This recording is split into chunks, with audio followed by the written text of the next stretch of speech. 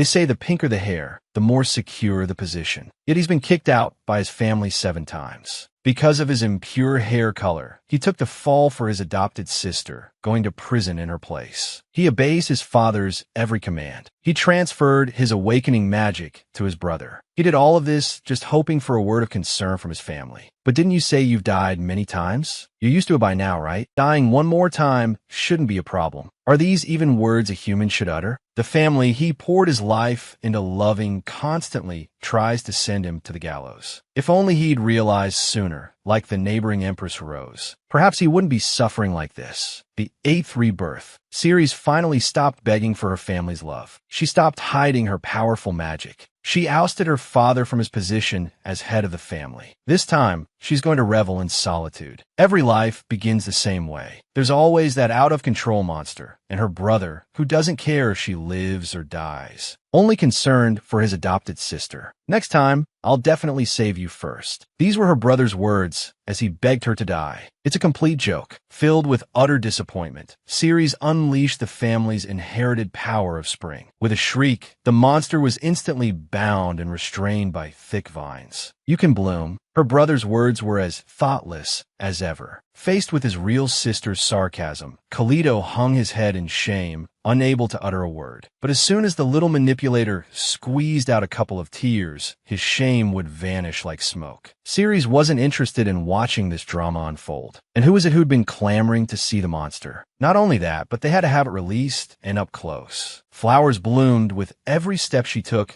as she ignored them both and strode away. In this country, there are 4 families with unique abilities representing spring, summer, autumn, and winter. But as time passed, the magical genes in their blood thinned. The Iniden family, representing spring, only had 1 inheritor per generation. Everyone believed it would be Ceres' brother, Callisto. However, it was now clear that was impossible. Callisto told his father about the day's events. His father was resolute. The power had to be his son's. He decided to talk to his daughter tomorrow. Ceres wasn't going to be manipulated this time. She arrived at the dining hall early in the morning and, under everyone's astonished gazes, picked up her knife and fork, preparing for a hearty meal. Miss, that's prepared for the head of the family. Because she'd never been allowed to eat in the dining hall, Ceres was firm. She was going to eat here today. Such a luxurious steak dinner. Something she wouldn't have dared to dream of in her past lives. She'd been given only scraps and leftovers. But things will be different now. Slamming her hand on the table, she declared, "From now on, my meals are to be of this standard." Having made her demands clear, she opened the door to leave, running straight into her father and brother arriving for their meal. "What are you doing in the dining hall?" It's a question only someone with 2 years of brain damage could ask. Ceres couldn't be bothered to answer such a stupid question. Ignoring them both, she walked away. Her father's roars followed her. "I said stop." Ceres turned around languidly. "What is it, father?" Infuriated by her attitude, he crossed his arms. "If you have something to say it quickly. If not," she was leaving. Since they both disliked each other, why waste time? Seething with rage, her father cursed under his breath as Callisto coaxed and pushed him into the dining hall. All that remained for them were 2 leaves and 2 small, sliced pieces of bread. He gritted his teeth. "Bring Ceres to me immediately." Because of her pink hair, she'd been scorned by her father since childhood, branded with the accusation of killing her mother. Her family would rather love a widow's daughter than spare her a glance. Even the housemaids dared to order her around, and they took pride in it. A noble cowering before them fed their vanity. But all of that ended today. The young lady dared to order her to fetch washing water. She had never seen that look in Ceres' eyes. A moment of confusion, then a face full of cold water. A maid giving her mistress cold water? "You must not want to work here anymore. Do you believe I could have your hand chopped off?" The maid instinctively touched her wrist. She'd never seen Ceres like this. Coupled with yesterday's rumors, she was terrified. Finally, some proper behavior. Ceres, looking at the few clothes in her wardrobe, felt a pang of discomfort. The beautiful clothes had always belonged to her sister. But none of that mattered now. In a blink, the shabby garments transformed into a cascade of rose petals. The girl who once begged for affection bid farewell to the past. The butler arrived with 2 maids. "Miss, The head of the family requests your presence immediately. Knocking had become a forgotten courtesy. Ceres wasn't having it. If he wants me, he can come himself. Stunned faces stared back. Are you serious? Do I look like I'm joking? Now, get out. They fled. The maids were convinced Ceres had lost her mind. The head of the family would be furious. Sure enough, just 3 seconds later, her father stormed in, enraged. Ceres, far from being afraid, couldn't help but sneer. Her father was livid. His daughter dared to laugh at him. Kalido, her brother, attempted to mediate, pulling at their father's arm and urging Ceres to apologize. Next time you go to the dining hall, remember to wait for father. Ceres found it absurd. I'm afraid the sight of you would ruin my appetite. Her father, reaching his limit, activated his ability, intending to teach her a lesson. Is this how I raised you, Ceres? Ceres was momentarily speechless. She slowly rose and walked towards him. Did you raise me? She stepped on his vines. A child's behavior reflects their upbringing. If he's so ill-mannered, isn't it because he lacked a father's and brother's love? Now you decide to exercise your parental rights? It's too late. Her father, suppressing his rage, attributed her defiance to yesterday's incident. With such impure hair color, how could you awaken the spring power? It was your brother who activated it to save you. He wanted her to keep a secret. Fat chance. Ceres walked out onto the balcony. She wouldn't obey him. Not anymore. Whether he chose to whip her in the name of discipline or make her disappear forever, he'd done it all before. She stood in the wind, turning. What would happen if she jumped? And what outcome did her father desire? He showed no sign of concern. She jumped without hesitation, leaving the curtains dancing in the wind. Her father rushed to the balcony. Ceres lay peacefully on a bed of rose petals. Crimson roses bloomed around her. Countless petals fell, a rose by her cheek, as if comforting her wounded heart. Her father's shocked expression met her gaze. She remembered her first life, awakening her ability after falling from the same balcony. She had foolishly apologized to her father. Because the power belonged to Kalido, her father had flown into a rage. Her brother had stopped speaking to her. She blamed herself for everything, becoming Kalido's shadow, helping him maintain the charade. But a single misstep, a moment of dizziness, earned her a brutal beating. Scorned by the servants, she waited outside all night, just to apologize to Kalido, only to be shoved away. He fell backward just like that. Until the very last moment, he still believed his brother would catch him. But he was wrong. The girl with powerful magic had seemingly gone mad. She wandered the castle in her nightgown every day and even jumped from the upper floor. Everyone was talking about her. The head of the Inadin family was incredibly busy because of this. The little schemer, Gabrielle, wasn't happy about this. Wearing her harmless smile, she approached Ceres and began her performance. Oh, sister, you're here. I've been looking everywhere for you. Feigning anger, she continued. I've been sick, and you didn't even come to see me. She acted as if she couldn't be consoled. But today, Ceres' reaction was a little different. Normally, Ceres would have been crying and begging for forgiveness by now. Gabrielle peeked, open one eye to gauge her sister's reaction.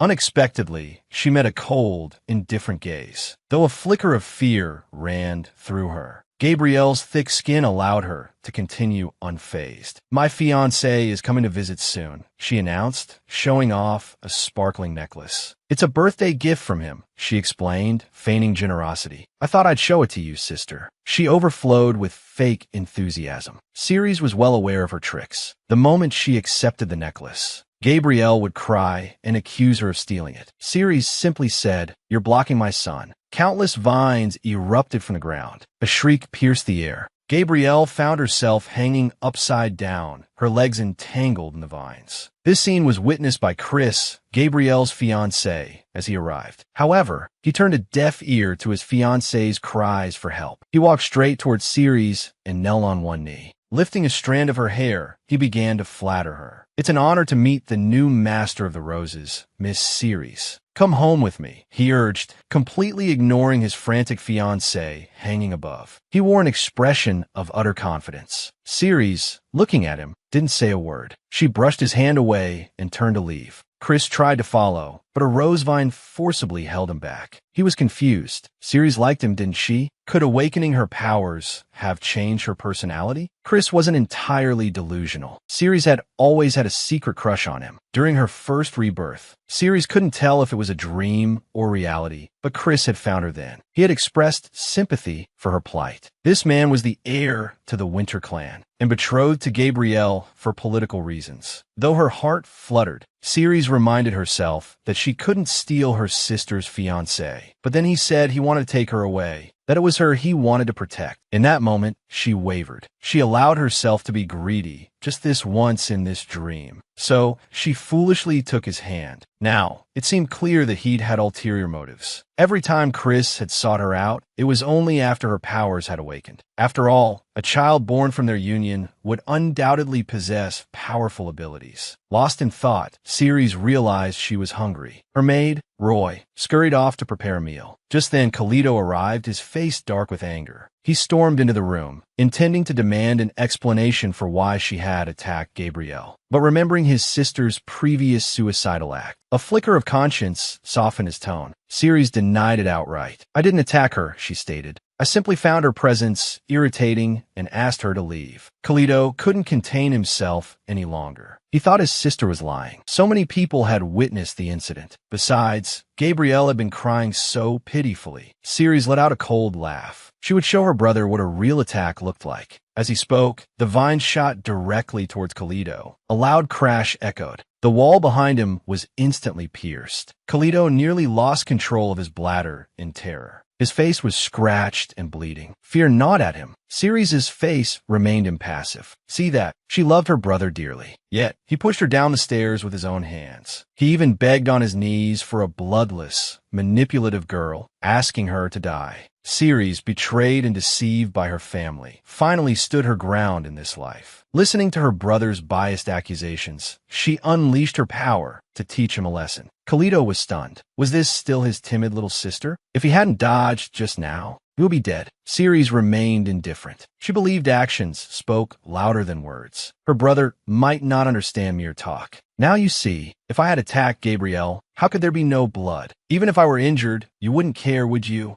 Look, people only understand pain when it affects them personally." Brother seems very upset, but what did she care? Ceres turned to May. She wanted to change rooms immediately. News of this quickly reached Gabrielle. A servant told her that her brother had been attacked for defending her. She broke out in a cold sweat. This wasn't how she imagined it. Her brother should have been scolding Ceres, not getting hurt. She had no desire to relive the experience of being hung upside down like a swing earlier that day. Ceres wanted to move to her floor, must mean she wanted to bully her more easily. Her paranoia was truly unmatched. A strange noise came from outside the door. Trembling, she opened it. She expected to see Ceres causing trouble, but instead, it was her father, who had erected a wall of roses to block the passage for her protection. Instead of being grateful, she only thought about her new dress left on the other side of the wall. It was a limited edition, the only one in the world. Her father had never been so speechless. His son had been injured defending her, and he wanted to suggest that she should be more understanding. But Gabrielle was not one to show gratitude. "It's just a small injury. A little ointment will fix it." Her father finally exploded. He had explicitly forbidden any outsiders recently, yet Gabrielle had still brought Chris in, and she was so inconsiderate. She was utterly incorrigible. He absolutely would not allow her to attend the ball. Watching her father's retreating back, Gabrielle was at a loss. Her father had actually yelled at her. Tears streamed down her face. Meanwhile, on the other side of the rose wall, Ceres remained calm. After confirming with May the date of the ball hosted by the Lower Branch family, she turned and went back to her room to sleep. Even with the doors and windows sealed shut, unable to leave, she wasn't panicked. Faced with such a composed master, May could only accept reality. She had been confined in this sunless place for 3 days now. She was ecstatic. Her mistress might be a bit intimidating, but she usually left her alone. Meals were delivered daily. She could enjoy baths and even secretly try on Gabrielle's clothes. Speaking of which, the Callia family of the Summerwing clan also had someone like Gabrielle, a treasured daughter. Today happened to be her birthday. Since the young master was injured, he certainly wouldn't attend. It would likely be the head of the family who went. But unbeknownst to anyone, Ceres slipped out in her night clothes and bare feet. With a leap, she vanished from the rooftop. Since she was in a birthday party, how could she go without a gift? She entered a dungeon, the floor already littered with corpses. It seemed she was a step too late. Suddenly, several large men charged out, knives in hand. Seeing a woman, they looked at her with disdain.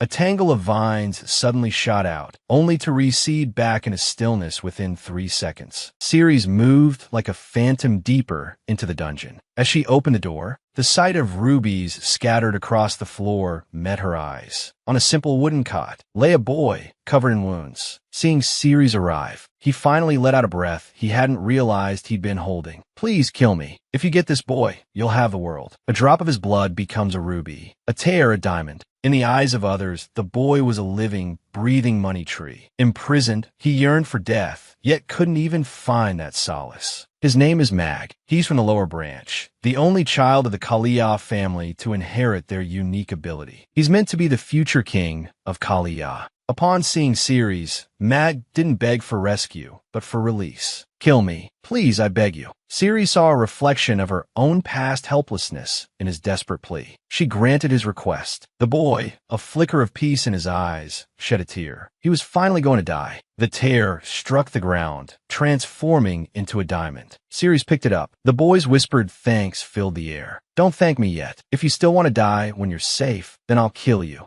With that, she swallowed the diamond whole and broke the chains binding the boy's hands. "My name is Ceres. Remember it." Just as she was about to lift Mag into her arms, an uninvited guest arrived. The man radiated an almost palpable aura of power. He was here for the boy, catching the lingering scent of roses in the air. He knew this woman was from the Iniden family. Since their goals seemed aligned, he requested she hand the boy over. Ceres gave him a cold stare. "And what makes me believe you're the head of the Beljet family?" "Ixion. That name should suffice." Ceres remained silent. This scene mirrored her past life with chilling accuracy. Last time, she had accepted his offer. This time, she would walk her own path. Opening her palm, she unleashed her power. "Forgive me." Until next time, in a blink, she vanished into thin air, Mag cradled in her arms. Meanwhile, the ball was in full swing. Ceres' father was furious. Her future son-in-law complained about being unable to visit his fiancée's home. He lamely excused Ceres' absence as mere capriciousness and, with astounding audacity, twisted the truth of Ceres' awakened ability, claiming it was his son, Kalido, who possessed it. Fortunately, Chris wasn't a fool. Regardless of the truth, he still wanted to replace his future wife and her father. The older man felt a shame unlike any he had ever known. How could a family betrothal be so easily disregarded? He extended a vine, a dark intent taking root. Chris's words stopped him short. "I saw with my own eyes who wielded that power. Why, as her father, would you fabricate such a lie?" Seeing his future father-in-law's unwavering insistence, Chris could do nothing but anticipate the day the Iniden leadership changed hands. He would be the first to offer his congratulations then. But the old man's obsession was too deeply ingrained. He was consumed with transferring his daughter's abilities to his son. He was about to be proven drastically wrong. Just as laughter and conversation filled the air, a shower of rose petals rained down, accompanied by a powerful gust of wind. Chaos erupted in the ballroom. A woman, dressed entirely in pink, slowly descended, a boy cradled in her arms. Murmurs rippled through the crowd. She had dared to appear in her night clothes. Only Chris recognized her. The woman in green, however, was filled with confusion.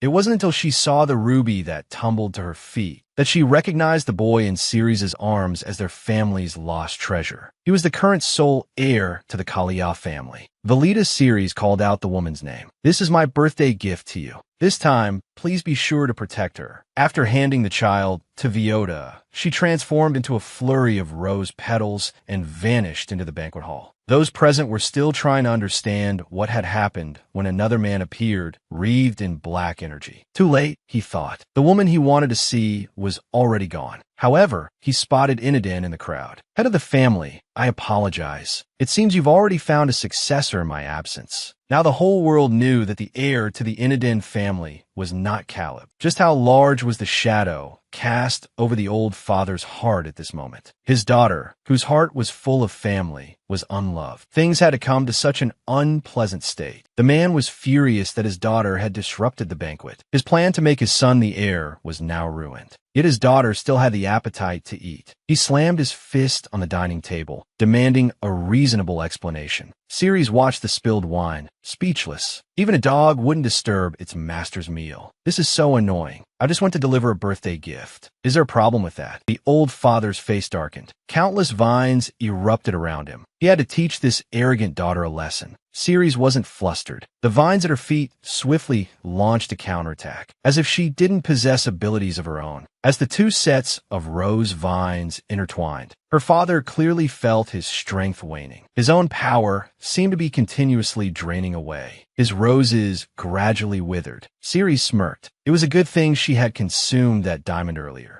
Calicia's tears. Everyone knew that carrying it could slightly enhance one's abilities, but they didn't know its true power was unleashed by consuming it. Not only would one's abilities be greatly amplified, but it also allowed one to absorb the power of others. This secret was known only to the Kalia family. Her father collapsed on the ground, helpless as a child. He couldn't believe what had just happened. As long as one's power was strong enough, there was no need for him to designate an heir. The family brand would appear on Ceres on its own. She looked at her father with the air of a victor. "It seems there are times when you're useful, father. Although this family is full of trash, the position of head of the family still has some use. From today onwards, I am the head of this household. I'll work hard until I die." Her father was both furious and terrified. He no longer had any right to object. Her brother, Callido, however, still hadn't grasped the situation. Naively, he demanded his sister apologize to their father. "Otherwise, I won't let you off the hook." Ceres tilted her head. "And how exactly won't you let me off the hook?" Callido opened his mouth, but couldn't find a retort. Finally, he could only lower his head in shame. "From now on, this family is under my control. Anyone who disagrees can get out." Ceres knew her brother didn't have the courage. Looking at the scene before her, Gabrielle, the little manipulator, was panicked. How would she maintain her footing in this family now? The current outcome was actually rather lenient. Back in the 7th iteration, Ceres had slaughtered this entire family. Nausea welled up in her stomach. She had never regretted anything so much. Why, after so many times, did she still feel sorry for these people? Pull yourself together, she thought. She would accomplish everything she hadn't been able to in her past lives, all in this one. But before that, she needed to buy some clothes. Roy agreed wholeheartedly. "I'll go make the preparations now." Yet there was always someone to spoil the mood. Caleb shamelessly tried to curry favor with Ceres, flattering his sister and adding clothes to the pile. "If sister catches a cold, I'll be heartbroken." Roy stared, dumbfounded. What was he even witnessing? And it didn't end there. Caleb widened his eyes, putting on a cutesy act, wanting to have tea and chat with his sister. Unexpectedly, Ceres answered readily, granting permission for her brother to do as he pleased. Gabrielle, seizing the opportunity, immediately requested the same tea as her sister. Ceres, however, ignored her, instead inquiring of Roy whether her planned outing needed to be postponed. There was no need for Ceres to stand. She would depart immediately. Roy and Gabrielle were caught in a whirlwind of rose petals, momentarily blinded. When they could see again, Ceres had vanished. The two were stunned. Their mistress had run off again, still in her nightgown. A nightgown adorned with roses and accompanied by inexplicable magical effects. The nightgown-clad, rose-petal-wreathed young woman became the hottest topic of conversation in the Empire, piquing the interest of Ixion. He had been plagued by dreams of a girl laughing maniacally, a girl with a chilling laugh, murdering with terrifying ease. It wasn't until he encountered Ceres that he finally recognized the girl from his dreams. He was eager to visit Ceres' home with his friend, but Violetta warned him to stay away from a girl. Becoming entangled with her, she insisted, would lead to certain regret. "Because I've seen something in her," she explained. Ixion, however, was not afraid. His interest was only further ignited. He soon found the perfect excuse to visit Ceres' home. Mag, the young heir who had been unconscious for over a fortnight, had finally awakened. Having been tormented for so long, he now trusted no one. Members of the Kaliya family possessed eyes that could discern truth from falsehood. But these eyes could not penetrate those who also possessed the eyes of truth. Mag was terrified, unable to determine whether Violetta was being truthful. He cried and pleaded to see Ceres, the sister who seemed the most pure, the most genuine person he had ever met. Violetta was growing anxious. The letter she had sent requesting a visit had yet to receive a reply. Her cousin, sensing her distress, ignored her protests and insisted on taking Mag to see the sister he so desperately longed for. Violetta, of course, refused. She would rather trust an outsider than the elder's lackeys. Fortunately, Ixion was present, observing the dejected cousins and the trembling boy in the bed. He easily grasped the situation. Hearing Violetta's desire to take her nephew to Ceres, Ixion approved. Turning to Mag, he spoke in the manner of one man to another. I swear on the name of Beljet, no matter what happens, I will protect you. He was not a member of the Kaliya family. Mag instantly recognized the sincerity in his words and chose to trust him without hesitation. Truly unimaginable. Let us depart at once. Meanwhile, Ceres found herself in an awkward predicament. Due to a miscalculation in her teleportation, she materialized inside the dressing room of a clothing store. Several noble women were startled by her sudden appearance, and the room was left in disarray from the gust of wind that accompanied her arrival. However, Ceres was not short on funds. She ordered that every garment in the store be remade to her size, covering the cost of all the damaged merchandise. Simply bill the Inadin family's accounts, she instructed, much to the shopkeeper's delight. Without further ado, Ceres teleported again, this time to the royal court. This was the place built by the first demigod king, where the 4 great families and the nobles held their councils. Within the court were 99 doors, each leading to a different dimension. The 44th door, for instance, led to the underground prison where Ceres had once been held. This time, she had come for the court's most unique feature, the 99th door, which led to the Four Seasons Forest. This door could only be opened with the presence of 2 heads of the 4 great families. Ceres retrieved a ruby from her pocket. She had saved Mag specifically to open this door. However, the gem alone was insufficient. According to the plan, a member of the Kaliya family should have been invited to accompany her. He couldn't resist the urge to try it out, but just then, Chris appeared. It was the day of their family meeting. Seeing Ceres wandering around in her pajamas again, he immediately took off his coat and draped it over her. You'll catch a cold, and I'd hate for that to happen. Chris and Gabrielle were truly 2 peas in a pod. Their actions and words were identical, always running into these drama queens. It was truly sickening. Ceres shrugged off the coat. Sorry, I'm not going home with you. A man's words are deceitful lies. I love you. Come home with me. You're the only one in my heart. Something obtained too easily was destined to be uncherished. The man preyed on Ceres' vulnerability, her craving for affection. He brought her home, showering her with warmth and care she had never known. Ceres was blinded by the illusion. She felt like the luckiest woman in the world. Even if people called her a fool, it didn't matter. As long as she had love, it was enough. She poured her heart and soul into Chris, only to receive coldness and deceit in return. Chris had pampered her, but only to use her womb to bear a powerful hybrid baby. This meant that once the child was born, she would no longer matter. She might even be killed. Overhearing the truth, she was terrified. Chris acted as if nothing was wrong, showering her with feigned concern. Did you hear that? Yes. He had deliberately left the door open for Ceres to hear. Even if she heard, so what? She would still love him like a fool. Sometimes, the more humble the love, the deeper the wound. But this time, I hate you. Ceres wanted nothing more to do with this man. Chris couldn't understand. Just a while ago, she had looked at him with dreamy eyes. Perhaps I've woken up from my dream. As she spoke, Ceres activated her power, transforming into rose petals and vanishing before his eyes. Some things become more desirable the more unattainable they are. Rejected twice by the same woman, Chris wasn't angry. Instead, he found himself genuinely falling for her. Ceres had just arrived home to find a group of guests waiting. They were Violetta, Ixion, and Violetta's fiancé and cousin, Terzo. Mag, overjoyed to see Ceres, lunged forward and threw his arms around her. Clinging tightly, Violetta apologized. If I may, I'd like to greet the head of the Inadin family first. That won't be necessary. From now on, I'm the family's representative. Ceres calmly informed them.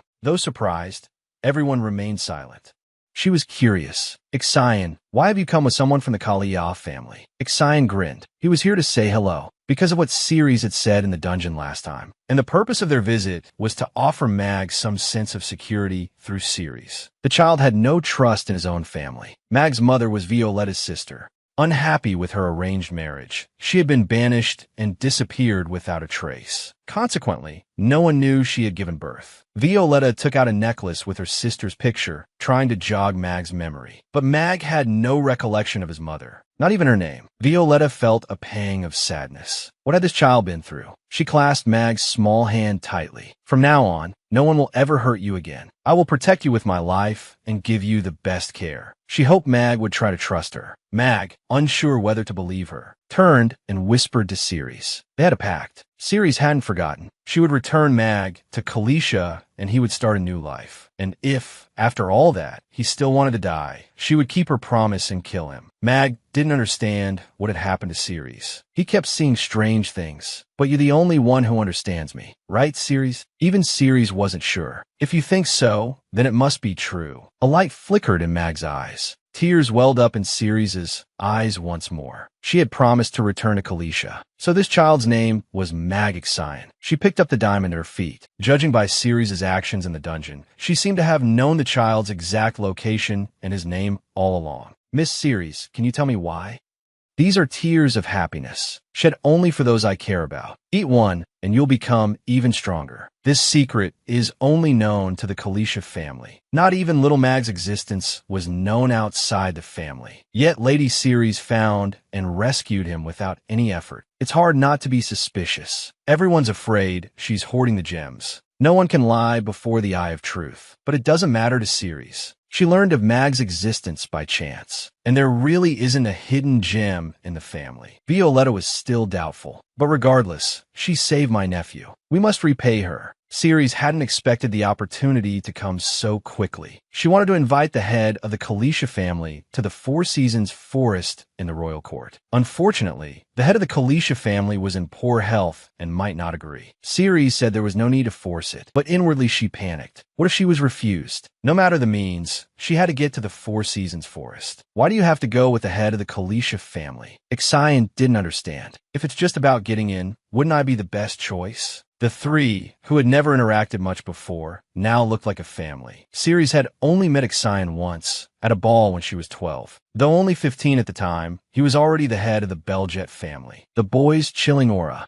had frightened Ceres so much she hadn't dared to meet his gaze. Their first encounter hadn't involved much interaction. Ceres had no reason to refuse, ever since she had become the head of the family. Her father had been bedridden, and her brother had shut himself away in his study. Gabrielle continued to be a sycophant. Sister, you don't have to worry about anything. I'll look after father and brother. Everything was settled. She immediately informed the four great families. It was time to announce Inadin's will. In the blink of an eye, the appointed day arrived. Ceres looked at the person at the top of the stairs, a whirlwind of emotions swirling within her. It was much like her past life, only their positions were reversed. Ixion felt a similar sense of déjà vu. The rose scent emanating from Ceres struck him as dangerous, but it didn't stop them from holding hands as they entered the Four Seasons forest. Entry required physical contact between two family heads. Our sister hasn't even been inside, but whatever, it is what it is. The moment their hands touched, Chris appeared. He looked as if someone had stolen his bride. He was curious why they were together.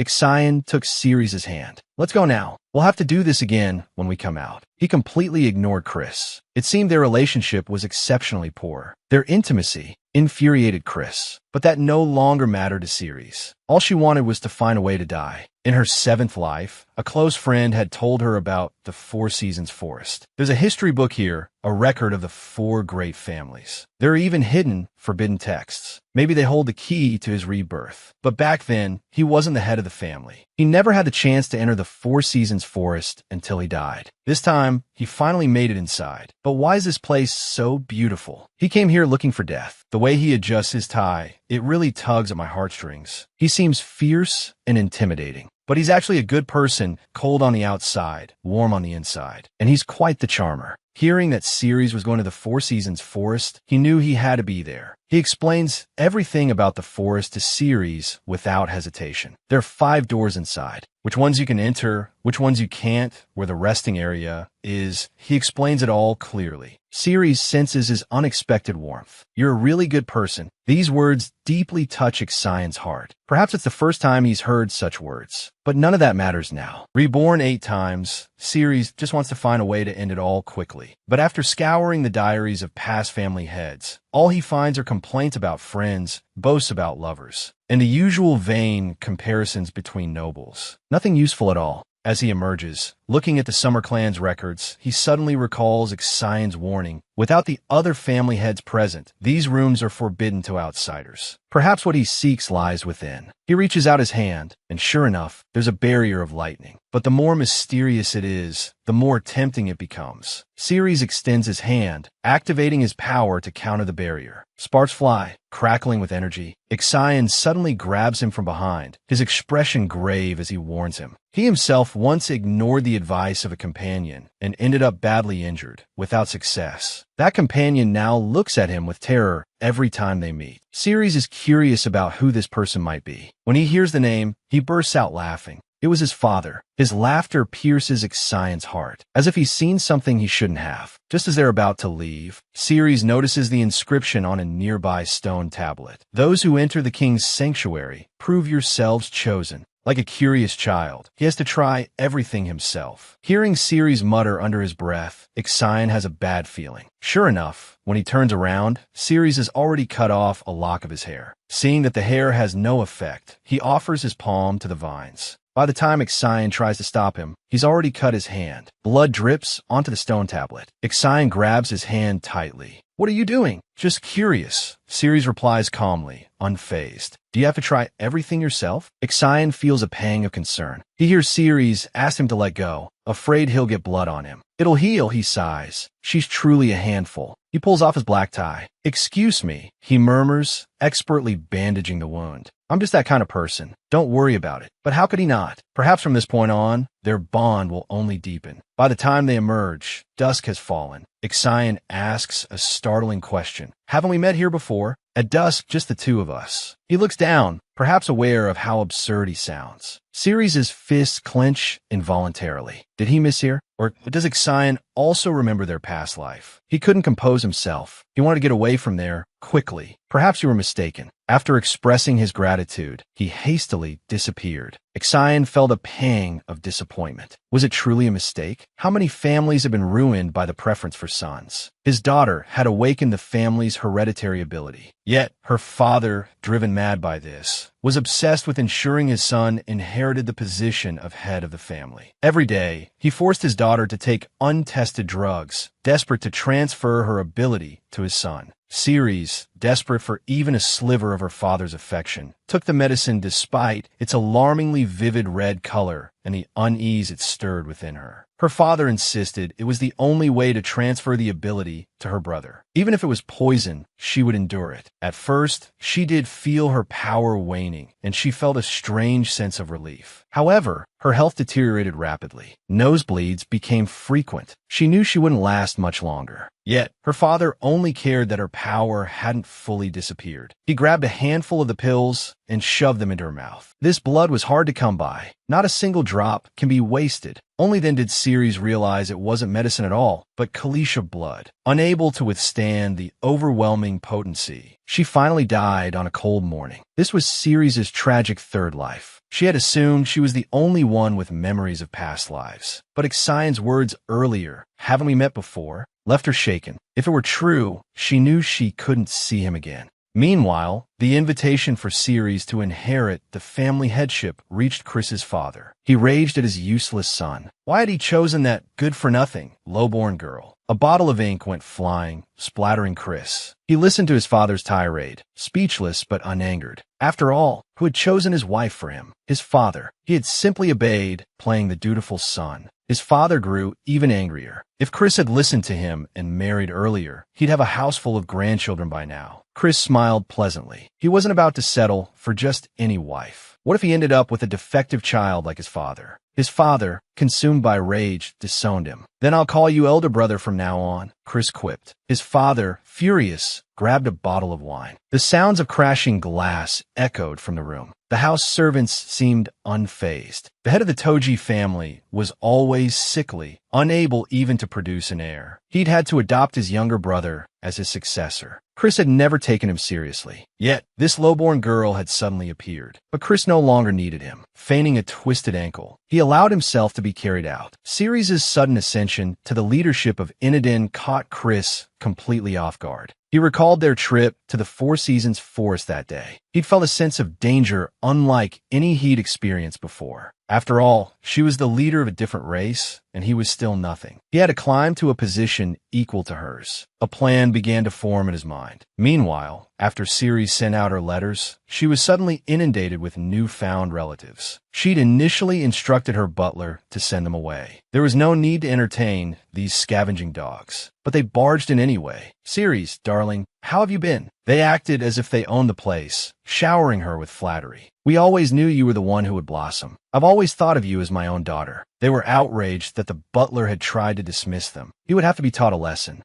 It was worth noting that these were the same people who had previously fawned over Corrido. Just then, a servant announced the arrival of the head of the Ferrano family. This family held a prominent position among the Inadin's subordinate families. They were likely unaware of Ceres' new status and were probably there to see her father, Diego. Ceres instructed the servant to bring him in, which only drew further ire from her relatives. Did she think they were invisible? Ceres scoffed. You barged in here without my permission. How dare you accuse me of being rude? Her expression hardened, eyes flashing. Get out now, or don't blame me for what happens next. This was probably the easiest motherhood gig in existence. All the burdens of the household fell squarely on her son's shoulders. Having angered her husband with her incessant smoking, she decided to escape to her son's office for a few puffs. This time, however, she had an agenda. The elders were all hoping her son would marry Ceres. If marriage wasn't on the table, that was fine, but a courtship was absolutely mandatory. She'd given birth to such a handsome son. It would be a shame to waste his potential for romance. Ixion could only sigh inwardly at his mother's antics. But when it came to marriage, Ceres was rather special. He set aside his work. It was time to go find his wife. Meanwhile, Ceres was suffering a headache induced by her clamoring relatives. Telling them to leave was like speaking to a brick wall. They apologized profusely, but their backsides remained firmly planted. Norton, the head of the Ferrano family, entered at that moment. Seeing the guests, he apologized and turned to leave. Ceres stopped him. She penned a handwritten letter of appointment. From this moment forward, I appoint you as my acting representative. The family head's mark, clearly visible, proved Ceres' authority. This was something none of the relatives had anticipated. Norton dropped to one knee. Hail, the new head of the family. Accepting the letter meant he now held the highest authority, second only to the head of the family. He was overwhelmed with a mixture of awe and trepidation. The relatives, however, were far from pleased. How could such a plum position be given to an outsider? Their outraged cries filled the room. Ceres, losing her patience, activated her ability, binding them hand and foot. In the blink of an eye, they vanished, their destination unknown. She sent a message along with them. Consider this a warning. Disobey me again, and the consequences will be far worse. She believed Norton was the most suitable candidate for the role, and she wouldn't tolerate refusal, whether in this life or her past one. Only Norton had consistently treated her with respect, never showing favoritism based on personal preference. Ceres had fought for the position of family head only to make it easier to find a way to die. Norton, trembling slightly, swore to fulfill his duties. He couldn't possibly have guessed that Ceres had chosen him simply because she found the whole business tiresome. Diego, her father, soon arrived, blustering and fuming. How dare she meet with someone outside the family without his permission? He was still alive. The betrayal by his own family enraged him. Ignoring the servant's pleas, he stormed into the drawing room, still cursing Ceres' name. The next second, he froze. Why was Ixion here? He claimed he'd come to arrange a future meeting with Ceres. The excuse was flimsy at best. For such a trivial matter, a simple message would have sufficed. Why the need for a personal visit? But he'd been afraid Ceres wouldn't reply, so he'd rushed over in person. Roy, eavesdropping nearby, perked up his ears. There was definitely something going on between these two. He felt like he'd stumbled upon some juicy gossip. Ixion had been restless since arriving, and had even bothered to wear a tie. Now, not only had he arranged a meeting with Ceres in 2 days, but he was also expressing concern over her injured hand. Hearing that she hadn't seen a doctor, Ixion's expression darkened. "I know you might find this strange," he said, "but I can't help but worry about you." Ceres maintained a calm facade, but inside her heart was pounding. The atmosphere crackled with a sudden, undeniable tension. Then Diego barged in, shattering the moment. The air thickened with awkwardness. "What are you doing here?" Ixion looked like he wanted to punch him. He grinned. "Hello, former head." Diego was furious. Being called former head stung. Yet he had to endure it. After all, he was nothing now. "I heard you were ill. Are you well enough to be out of bed now? But you're interrupting me by barging in like this." Shouldn't the former head take his leave? Not only was the man handsome, but he was also fiercely protective of his wife. His sharp tongue was especially potent when directed at his father-in-law.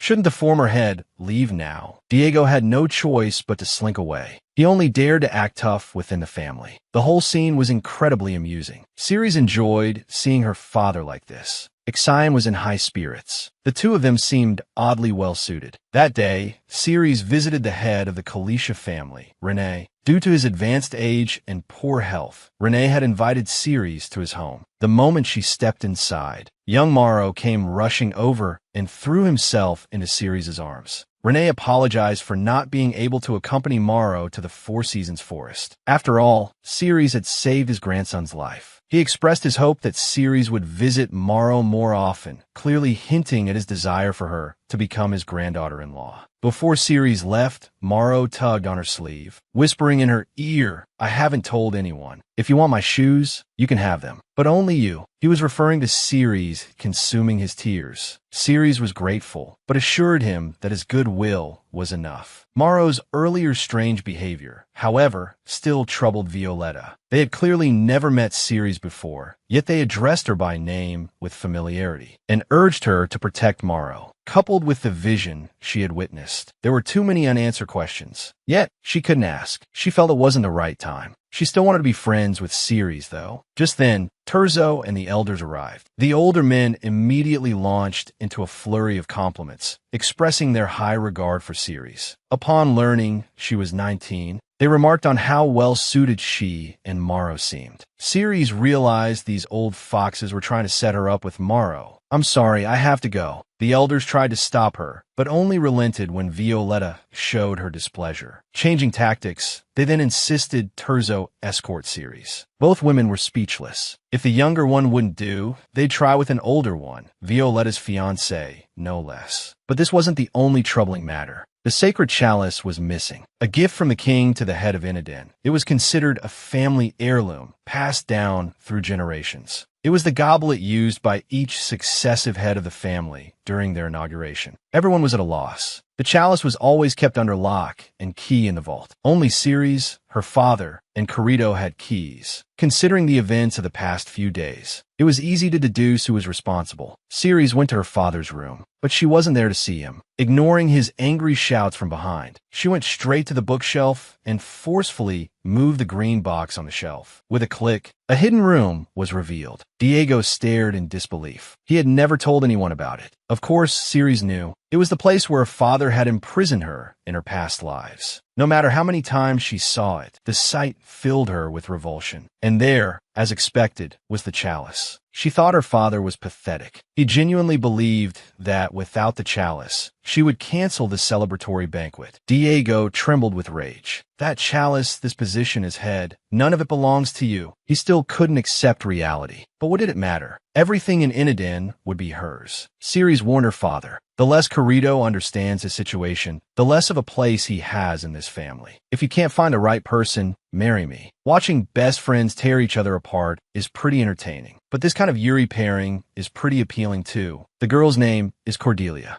She and Violetta grew up together. For the sake of her family's interests, she chose a political marriage with Violetta's cousin, Vincent. Even though her cousin is a good person, Violetta still feels sorry for her friend. After all, spending your whole life with someone you're not in love with, that's the tragedy of being born into nobility. He took Cordelia's hand. No matter who you ultimately choose, I hope you be happy. If you have regrets, the two of you should just be together. I just want to say, author, please lock these two together for me. Recently, Violetta has found another friend she wants to get close to. It's Ceres, the new head of Iniden. They seem to get along really well. Violetta really likes her. This makes her best friend incredibly jealous. While the two of them are chatting and laughing, no one cares about another poor soul. The elders all want Morrow to marry Ceres. Because he's still quite young, Terzo has become the backup plan. It wasn't long ago that they valued his marriage with Violetta so highly. But being born into such a family, he's used to this kind of thing, and Morrow's appearance has disrupted his plans. He still has the Kalisha blood in his possession. Thinking of those who live in the sunlight, he gave a sinister smile. A conspiracy is quietly unfolding.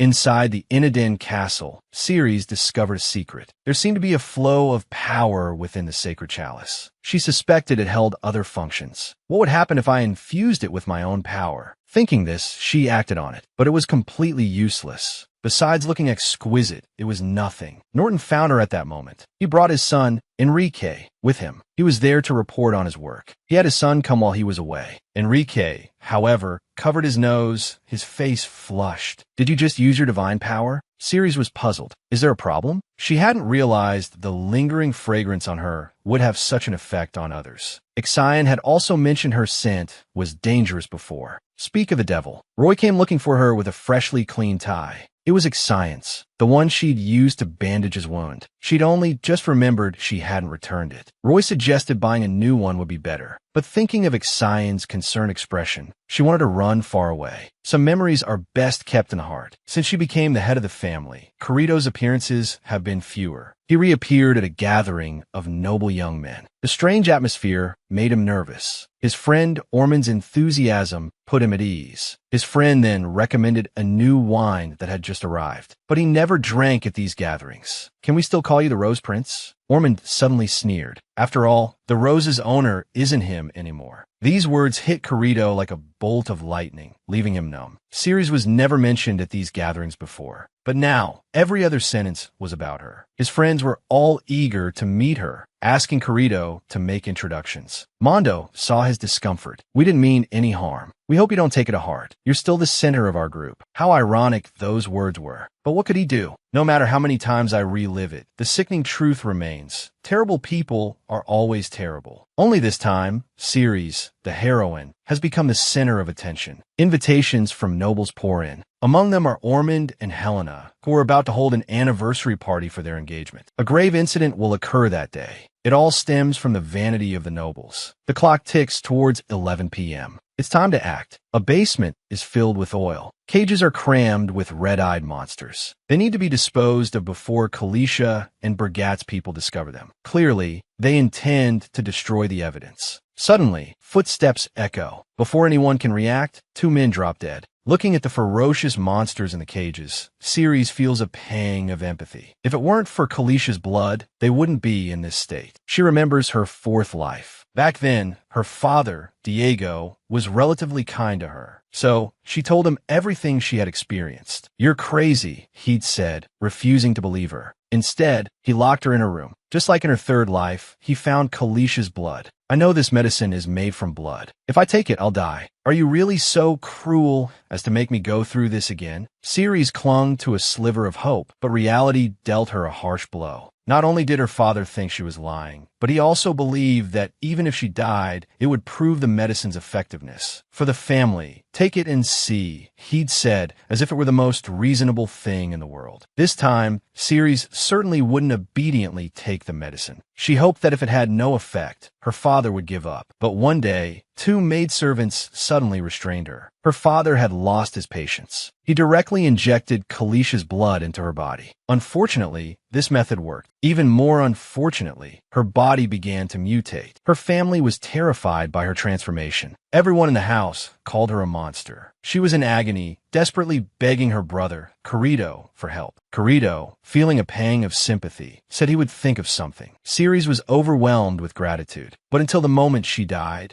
her brother never came back. She could only blame herself for being so naive. These monsters were probably waiting for someone to save them too. But they had to die. I'll give you a swift end. Vines tightly coiled around the monsters. These creatures were deformed monstrosities created by Kalicia's blood. They possessed immortal bodies. However, they also had a weakness. Destroying the Kalicia core within them would deliver a fatal blow. Based on her past lives, Ceres knew Brigatte's people would soon find this place. The existence of these deformed monsters would cause chaos. She didn't want it to interfere with her plans. But even if she failed, it didn't matter. She still had her tiresome premonitions. By the time Ixine arrived, all that remained was a burned-out ruin. They had finally found this place, only to find the evidence deliberately destroyed. Looking at the charred remains of the massive monsters, Ixine felt a sense of unease, though he couldn't quite place it. He soon discovered the monsters' shattered cores. They hadn't been burned to death. The scene felt strangely familiar, as if he had experienced it before. The faint scent of Ceres's roses lingered in the air. Was it a conspiracy, or had she truly been here? It seemed he would have to investigate thoroughly. The little schemer had become a little victim today. She'd left the house excitedly, only to return in tears. She had run into Ormond and Helena. "Miss Ceres, will you be attending our engagement anniversary party?" Ceres's face burned with embarrassment. She hadn't heard of it, nor had she received an invitation. Helena, feigning kindness, invited him to the party. "We want as many well-wishers as possible," she said, just as Corrido was about to accept, breaking his usual pattern. "You don't have to force yourself if it's too difficult. Are you worried about it being awkward with your sister there?" Helena taunted. Corrido realized he'd been played. His lack of Innoden blood had become a glaring weakness, a target for their barbs. Tears pricked at his eyes. He was close to crying. "Sister Ceres loves me very much," he thought miserably. He didn't want to speak to either of them anymore.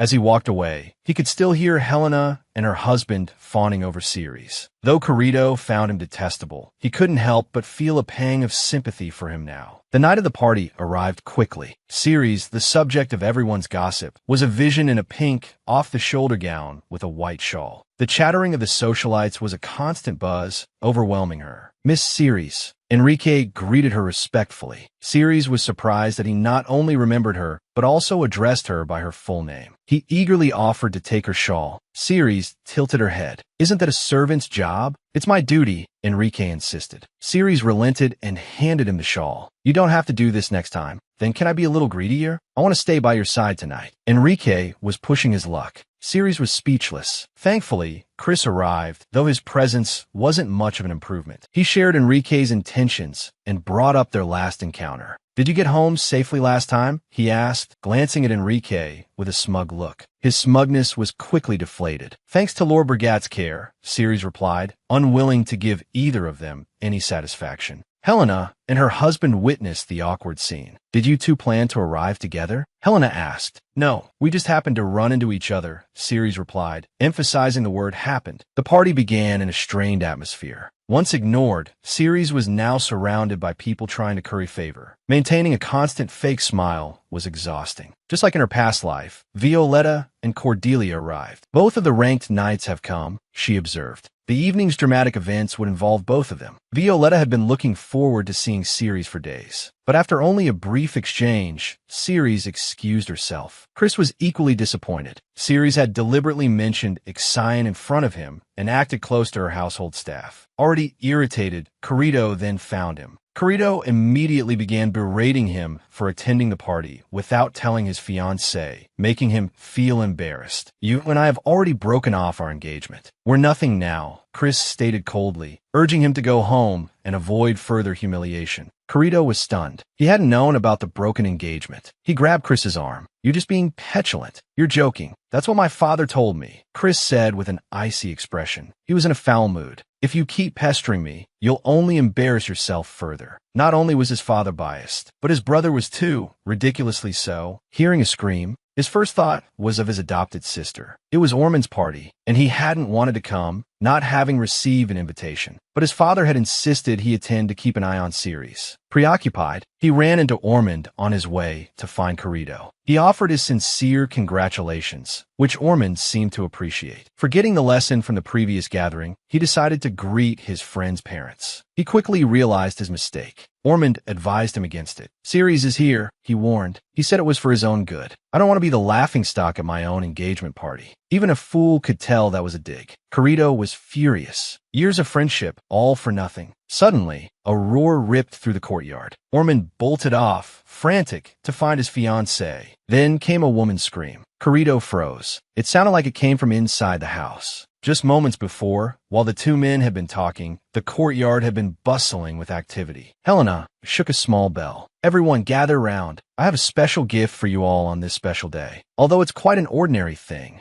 Ixion felt a prickle of unease. He'd heard it was a rare magical beast. As the crowd murmured with curiosity, Helena whipped the red cloth from the cage. Isn't it adorable? But what they saw was anything but adorable. A monstrous beast, jaws gaping, stared back at them. In the next instant, it burst free of the cage, its roar splitting the air. Panic erupted, the guests scattered. Chris, having never seen such a creature and mindful of the crowd, used his ability to freeze the beast, momentarily halting its rampage. He thought he had the situation under control. But before 3 seconds had passed, the monster shattered the ice. Its gaze locked onto Violetta. Terror seized her. She stood frozen. She watched, helpless, as the beast lunged. No, Cordelia cried out, reaching for her. At that critical moment, a coil of black energy lashed out, snaring the monster's jaws. The beast was completely immobilized, yet Ixion couldn't kill it. The harder it struggled, the more violent it became. What to do? Suddenly, the monster shrieked. A mysterious force pulverized its core. Ixion knew that power all too well. As expected of the leader of the Belgert, Ceres appeared, praising Ixion for slaying the beast. But both of them knew the truth. The power that had destroyed the monster belonged to the Enoidan family. Ceres, however, refused to acknowledge it. Another mystery gnawed at Ixion. As Ceres turned to leave, he impulsively grabbed Ceres' hand. In that instant, that strange feeling returned. It was like finding something long lost. His heart pounded in his chest. I'll come to your house tomorrow. The evening breeze ruffled Ceres' hair. Even with his usual scowl, he was beautiful. Whatever, Ceres said, pulling his hand free and turning away.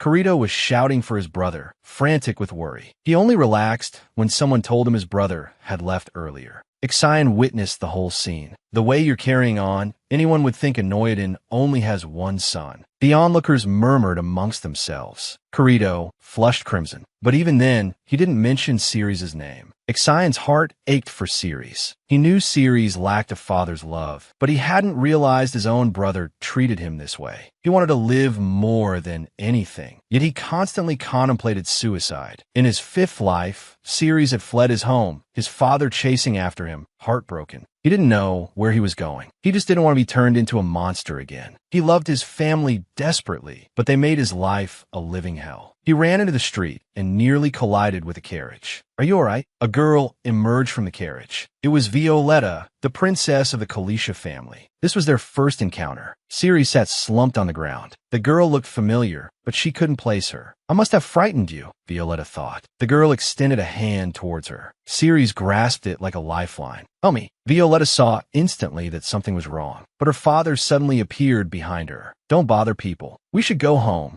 Ceres trembled with fear, remembering the torment that awaited her back home. She summoned all her strength to activate her powers for self-preservation. Perhaps from sheer exhaustion, she ultimately fainted. When she awoke, she was back home, locked in her room as before, forced to consume Kalisha's blood. The only difference was, this time, her prison was a secret chamber within her father, Diego's room. You stay put in here. Her father left her imprisoned. The silence made time feel non-existent, as if she had been forgotten. Just as she contemplated death, a glimmer of hope appeared. This is truly wicked. A man's voice offered solace. It's all right, Ceres. Ixion comforted her. I'll get you out of here. No matter how many times she relived her lives, she would never forget this moment. This seemingly unchanged 5th life was the beginning of her connection with Ixion. If it weren't for Violetta, she might have been locked away until her death. That's why she intervened at the ball, slaying the monster, to repay the debt she owed from this life. In the original course of events, Cordelia, protecting Violetta, would have suffered a deep wound across her back from the monster, and Violetta would have lost an eye, all because of the monsters created from Kalicia's blood. The monsters harbored an intense hatred for the Kalicia family. Even amidst the crowd, the monster had immediately targeted Violetta. Ceres empathized. She had once felt that same bone-deep hatred for the family. Ixion, still unaware of the circumstances, visited Ceres' home again. Her clueless father, Diego, emerged once more. "Why do you keep coming to see my daughter? I heard you too went to the Four Seasons forest. Isn't it inappropriate for a young man and woman to go there alone?" Outwardly expressing parental concern, he was, in reality, trying to prevent Ceres from returning to the Four Seasons forest. Ixion was momentarily taken aback. As an outsider, he didn't know what to say. How laughable! Ceres was amused by her father's performance. "The man who never treated me like a daughter now puts on this charade." Diego attempted to defend himself with a smile. Ceres rose to her feet. Did he think she would play along with his act of fatherly affection just because a guest was present? He was sorely mistaken. "Please refrain from insulting my guest. You have no right." Tormented by her family for 7 lifetimes, she had developed a profound apathy. In her 8th rebirth, she chose to usurp her father's position as head of the family. Yet, her father remained unrepentant. To transfer his power to his son, Isin, he attempted to enter the Four Seasons forest, only to be thwarted by his daughter. Diego's paranoia flared. He believed his daughter intended to purge him of his power, shamelessly invoking his paternal authority in front of their guest. He tried to dissuade her from entering the Four Seasons forest again. He was met with immediate refusal. Enraged and humiliated, he instinctively raised his hand to strike her. However, the blow landed on Corrido's face. A surprising turn of events. Her brother, who had remained coldly indifferent, had unexpectedly taken the blow for her. "I'm so sorry," the brother stammered. "Father seems to have lost his mind. I apologize for this spectacle." Ceres remained impassive, her face a mask of cold indifference. She merely offered Ixion a look that spoke of shared embarrassment. Seeing Ixion hesitate, as if about to speak, she simply said, "Don't worry about it," and they arranged a time for their next meeting. Suddenly, he grasped her hand. "I swear, upon the name of Ixion, that from this day forward, I will do nothing to harm you, directly or indirectly." Such oaths, imbued with inherent power, carried severe consequences if broken. Yet Ixion uttered the words with a casualness that startled Ceres. He made this weighty vow simply to ease her mind. "You'll regret this," she warned. He only offered a reassuring smile in response. Ceres glanced back at her father. He had just revealed his family's secrets to an outsider, yet now he feigned indignation. It was truly laughable. "Father can't handle any stress," her brother interjected, "so it's best you stay in your room." Her father flinched at his son's words. He suspected his daughter was about to do something unusual. For once, his intuition was spot on. "Because you overstepped," Ceres stated, invoking the power of spring. A shimmering barrier materialized, encasing the 200-square-foot bedroom. "Anyone else can come and go," she continued, her voice level. "But not you, father. Don't worry," she added with a touch of irony. "You'll get used to it. I speak from experience." She turned and left without a backward glance. Her father, in disbelief, lunged for her, only to slam against an invisible wall with a resounding thud. "Don't worry, you'll get used to it. I have experience." Ceres departed, leaving no trace of her presence but the shimmering barrier. Her father, refusing to believe it, reached out to grab her, only to collide with the invisible wall with a jarring clang. Only then did he realize she wasn't joking. He'd never even heard of such a barrier. The appointed day to enter the Four Seasons forest arrived quickly. Ceres arrived early, but she wasn't the first. As usual, Ixion was already there, waiting in their usual spot. He lay on a sofa, hoping to snatch a moment of rest. But Ceres' image kept flashing through his mind. He found himself wondering what she was always searching for in the Spring Branch family archives. He thought back to their first meeting and then to their first venture into the Four Seasons forest. "You're such a passionate person," Ceres had complimented him, and he'd felt a strange unease at her words. He wondered why he only seemed to show that passion around her. The heir's celebratory ball was fast approaching. He imagined being Ceres' escort, walking into the ballroom arm in arm. The thought made him smile, then chuckle at his own wishful thinking. By the time Ceres emerged, he had fallen asleep. She had intended to ask him if he knew of any hidden chambers in the archives, but seeing him sleeping so peacefully, she couldn't bring herself to disturb him. In the four families' shared archives, she randomly selected a book and stumbled upon a startling piece of information. The child born of the convergence of light and darkness became the first king of this land. To keep the king with them forever, the four families consumed his heart after his death. The image, no matter how she looked at it, was disturbing. But for now, she couldn't find any further details. She considered waking Ixion before leaving, but he seemed to be in distress. Was he having a nightmare? He kept muttering, "Don't go." Suddenly, he grabbed her hand. A flicker of emotion, something other than his usual impassiveness, crossed his face. Ixion himself seemed startled by the action, but his attention was immediately drawn to her palm. Why wasn't there a scar? The girl slit her palm and let out 300 Gene of blood. The man thought she was crazy, but then she summoned the king. Hidden beneath a veil of jet black hair, Ceres was stunned. The king looked just like her. She had assumed it was the king's soul. Unexpectedly, it was just a remnant, and the king had been waiting for his final anoiton. The unfortunate child filled him with both fear and anticipation. The king must know the answer. "Do you know what I'm looking for? What does the final anoiton mean?" But the answer plunged him into despair, because he was the last head of the Heruga family, meaning that neither he nor Ricardo had any children. So, to maintain the lineage, he would be forever trapped in this endless cycle. Why? Why me? He just wanted to know the reason for this fate. This feeling of being neither dead nor alive. He truly didn't want to endure it any longer. The king seemed to see the first head of the Heruga family. If it were before, seeing his enemy's descendant in such despair might have brought him joy. But after countless years, he had changed, and the empire's king wasn't as the records described, with 14 generations, because he was the first and also the last. The reason for his death was the betrayal of the four great families. They not only killed him, but also shattered him into 99 pieces. He struggled in agony, breathed his last,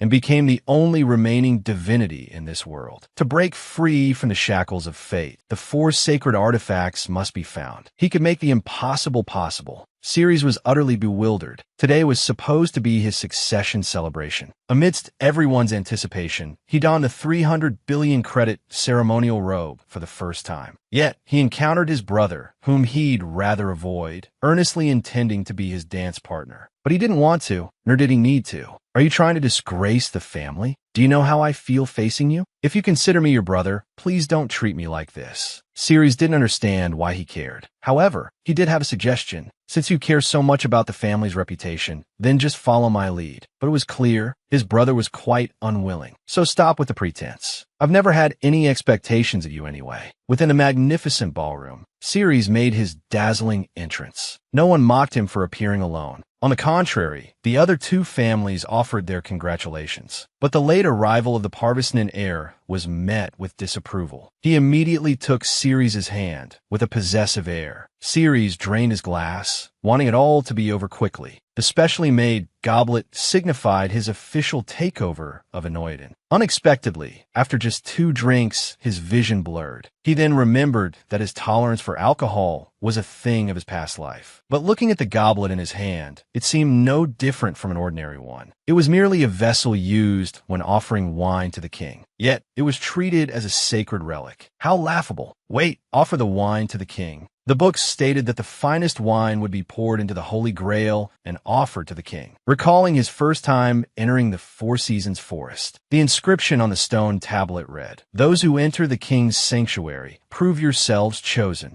He suddenly understood something. He inquired about Ixion's whereabouts throughout the hallway. However, he went the wrong way and encountered the Parvisnan heir. "But I'm sorry, I'm not here for you." This statement angered the heir, who grabbed his hand. "Then who are you looking for? Belgert? Ixion?" His eyes were filled with possessiveness. He stood on tiptoe. "Do you think I'm beautiful? Don't you? Do you think a few sweet words can win me over? Can they hide your filthy heart? You just want to trick me into bed to become a tool for bearing children. Ignoring the man's excuses, he turned and walked away with a flourish. After searching high and low, he finally found the person he was looking for. With a bright smile, he called out, Ixion. He wanted to go to the Four Seasons forest. Immediately, Ixion saw that familiar arrogance from their first meeting and couldn't help but smirk. All right, I'm willing to accompany you anytime. He hadn't expected Ceres to suddenly approach. She took his hand, intending to teleport them both. The rich, heady scent of roses was intoxicating. She couldn't get enough of it, swallowing repeatedly. He desperately wanted to hold her close, to steal her breath away, and then to completely possess her. Lost in these turbulent thoughts, they arrived at their destination. Hearing Ceres offer Wang Jing a drink, Ixion thought it was endearing. But he hadn't expected this kind of endearing, and this outcome wasn't what Ceres had intended. 3,000 years had passed since the king's death, yet he was the one left to bear the punishment. He felt a surge of resentment, but could only express his refusal by throwing his glass to the ground. He couldn't understand why it had to be him. The girl stood before the mirror. Without hesitation, she stepped through, only to accidentally stumble into a man's bedroom. Torn ups, a bewildered face. What are you doing here? Ceres was instantly mortified, her face burning as she turned to flee. Wait, the man grabbed her, refusing to let her go. What are you doing suddenly appearing in my room? Don't tell me you used a mirror. Ever since he'd seen the king's phantom that day, he'd been furious. He wouldn't even let the newly arrived, sycophantic, two-faced girl near him. Until Ixion arrived, he returned to his usual politeness, a stark contrast to his behavior the previous night. It made Ixion feel a little uneasy. After all, they had collaborated numerous times, met on countless occasions. This sudden formality felt strange, and he had so many questions. What are you really trying to do? What are you looking for in the Four Seasons forest? Seeing the other man's reluctance to speak, he pressed further. That thing imbued with the king's divinity. Will you go looking for it?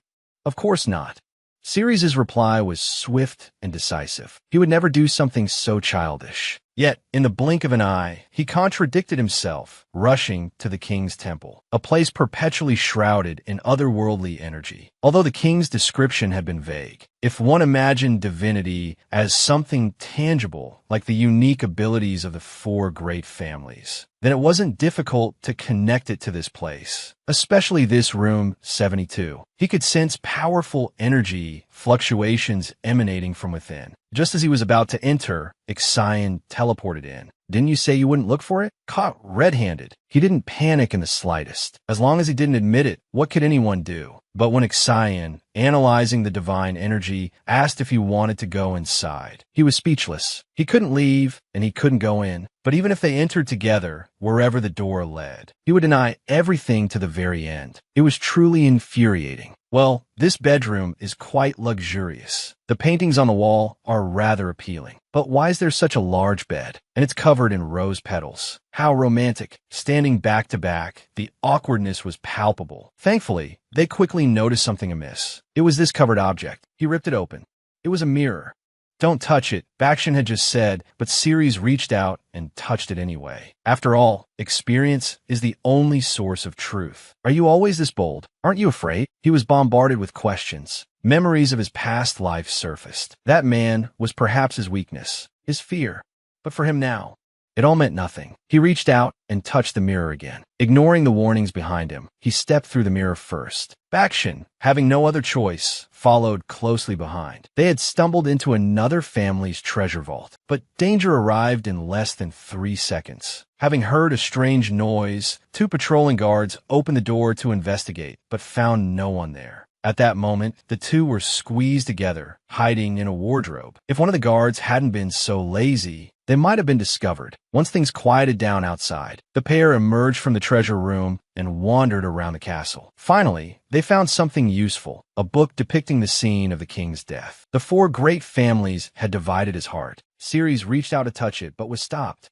Bakshin told him not to be so reckless. But this is my business, Ceres retorted with a mind-your-own-business air. Have you forgotten? We're partners now. Bakshin was firm. Either they did it together, or he would stop Ceres completely. And how do you plan to stop me? Ceres reached out to him, their fingers interlacing. The vow they made with their powers not long ago was still fresh in his mind. He was convinced Bakshin was just talking. But Bakshin remained steadfast. Ceres gave up arguing. But you'll regret this. Releasing their hands, they both touched the painting. The moment their fingers made contact with the heart, the entire painting shattered, shards of glass scattering across the floor. As the painting vanished, a shimmering, golden-red gem appeared. As Bakshin reached to pick it up, the gem pulsed with golden light. An image suddenly flashed in his mind. A girl with dark, pinkish hair, her face obscured. Ceres experienced no such vision. A commotion erupted upstairs. They had been discovered. Bakshin quickly grabbed Ceres and teleported them home. But the image lingered, unsettling him. He wanted to see it again. Although no vision appeared this time, a sense of dread washed over him. Without a word of goodbye, Bakshin vanished. It was the first time Ceres had seen him like this. What was that image? Curiosity flickered within him, but he pushed it aside. He only wanted to find divinity and then die. The next day, he returned to the mirror. According to his research, it was a portal capable of taking anyone anywhere they desired, but hadn't specified someone else's bedroom. A knock came at the door. One of Ixine's subordinates had something to report. He caught a strong scent of roses. Sniffing with his enhanced sense of smell, he realized it was coming from his leader's room. The scent of the Enoidan air was present in Ixine's quarters. He was told not to enter. So that's how it is, he thought. The young lady devours 300 pounds of stones every day. Her father remained unsatisfied. He cut her skin open, forcefully stuffing the stones inside. Be good, it'll be over soon, he said. Ceres had endured this agonizing pain for 4 lifetimes. It wasn't until his 5th life that Ixine rescued him from that dark, cramped room. He would never forget that moment. His wretched father flew into a rage, trying to stop them. He even called in a group of thugs, but they were all knocked down with a single kick. If Ricardo hadn't shown up just then, his father's head would probably have rolled. He cowered in Ixine's arms, terrified. And this stranger, this Ixine, had faced down his older brother and that manipulative woman for him. Just when he thought he was about to be punished too, Ixine said, "It's all right. You're safe." The man's gentleness allowed him to feel warmth for the first time. It was also on this day that he left Enoidan for the first time. When he woke up again, the bed was surrounded by concerned faces. They constantly showered him with care and warmth through their actions. He almost felt like everything before had been a dream. But he didn't understand. Why would such a good man save him? Why be so kind to him? Their only connection was a single encounter in childhood. Did Ixine want to use him too? But even if that were true, so what? At least here, he could live like a human being. He remembered having nightmares when he first arrived, scratching his arms and staining the sheets with blood. It was Ixine who appeared and pulled him back to reality. He apologized to Ixine. Why? Why are you apologizing? You did nothing wrong. Ixine understood his suffering. But it hurts so much. Yes, Ixine replied. Being hurt does indeed cause pain. This seemingly cold man constantly offered him warmth, but he kept resisting. After all, if he allowed himself to depend on someone again, only to be betrayed, he was sure he would completely shatter. So he resolved never to open his heart to anyone again. Yet, only a few days later, he cried like a child, because Violetta had come to see him. He was blind now, but his thoughts were consumed by Ceres. He remembered their encounter a year ago. Ceres' desperate plea for help when his father went berserk. But he hadn't understood what it meant at the time. Perhaps plagued by guilt, he begged Ixine to go and rescue Ceres. All consequences would be borne by Carisha. I'm sorry. I'm so sorry, Violetta sobbed. I shouldn't have waited so long to save you. Ceres' eyes welled up. Someone had lost their sight trying to save him and was now apologizing. Compared to his own cruel father, this act of kindness left him weeping uncontrollably. Had he been so foolish to allow his family to treat him that way? This was the first time he had confided in anyone. He didn't know that Violetta's guilt held a deeper meaning, and his vulnerability and sorrow stirred a protective instinct in Ixine. His mission had only been to rescue Ceres and leave him in Carisha's care. But the thought of Violetta's inability to protect himself made him reluctant to let go. Watching the usually anxious boy, sleeping so peacefully now, he seemed like the sea after a storm. glassy and shimmering, beautiful and captivating. It made Ixion even more reluctant to leave him. But as he looked up, another image of the boy suddenly flashed through his mind. Just like now, in his 8th life, Ixion remembered everything. The boy raised his hand and ripped the roof off the 1,000-square-foot house. His father thought he'd gone mad, but the boy wanted his life. Countless vines lashed out, and a sharp pain shot through his father's abdomen. He was utterly terrified. He quickly knelt, a pathetic figure convinced that his actions weren't severe enough to warrant his daughter attempting patricide. "I'm your father, Ceres." With every word, the hatred in Ceres's heart intensified. "It's understandable that you don't understand, father, but I'm going to make you experience the pain I've endured in this life." Ceres raised her hand again. In the blink of an eye, her father's hair turned white. He became a frail, elderly man, his prized spring power completely gone. But it wasn't over. Ricardo wouldn't escape either. Hearing her father's bewildered questions, Ceres felt a surge of bitter amusement. She had deliberately provoked her brother, giving her father and him ample time to plot against her. That way, when that person appeared, when all these rats were nestled together,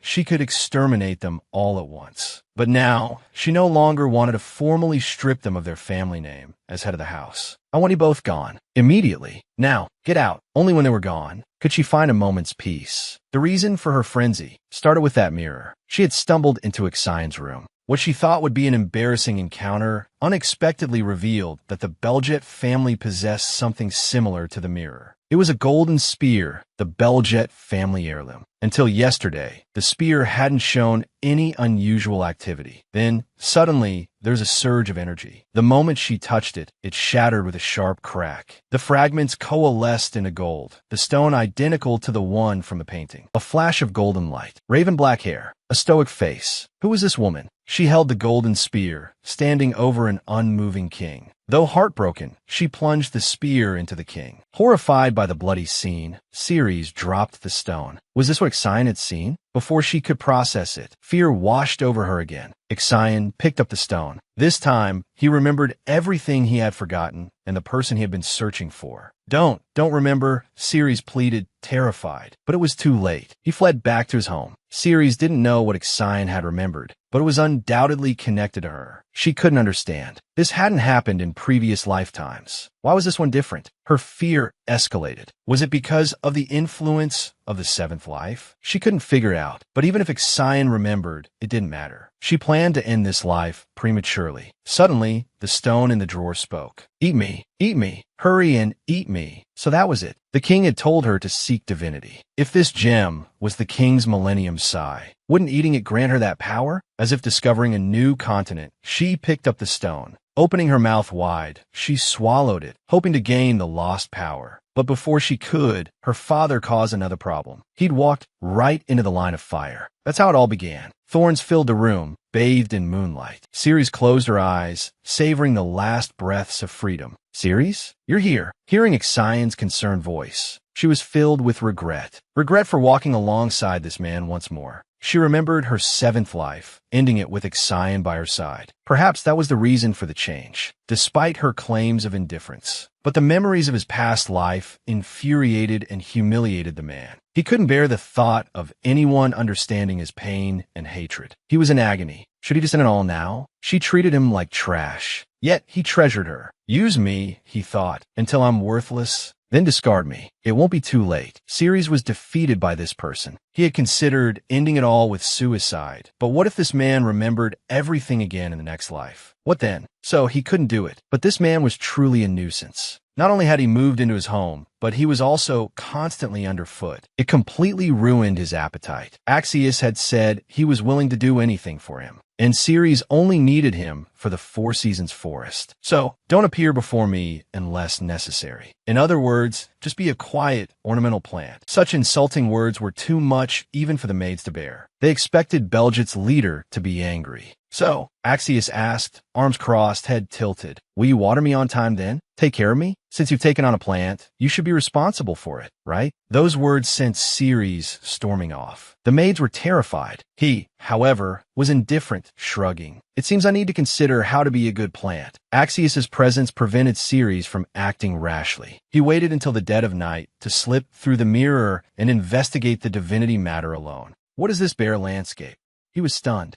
Axius was even more embarrassed. This isn't really appropriate, is it, in the middle of the night? Is it that mirror again? He asked, pulling out a gem. He assumed the mirror's teleportation and the gem were connected. But Ceres knew better. It wasn't the gem. The mirror's instructions stated it would transport the king to any place he desired or needed to be. So, in truth, deep down, he wanted to come here, wanted to have this man. The realization terrified him. Shadowy hands seemed to bind him. Be selfish. Make what you desire your own. Go. Only you are worthy in this world. The voice echoed in his ears. He told himself repeatedly, no, I don't want to possess him. But he could lie to himself, not to the world. He struggled internally. Axius thought he was crying. After all, the girl in his memories had always been crying. As for why, he still couldn't recall. Only that promise remained. I am willing to clear all obstacles for you. The missing pieces of his memory were a headache. Ceres looked at him. If he used the mirror alone, the same situation would surely repeat itself. He reached out, wanted to take this man somewhere. They passed through the mirror once more. The place was pitch black. Not only was the stench nauseating, but there was also a thick, metallic scent of blood. A clang echoed through the darkness. Cages filled with monstrous creatures of Carisha blood lined the space. Their gaping maws were horrifying. Who are you? How did you? The brown-haired man didn't finish his sentence. Ceres silenced him with a single, fatal blow, facing Axius's bewilderment.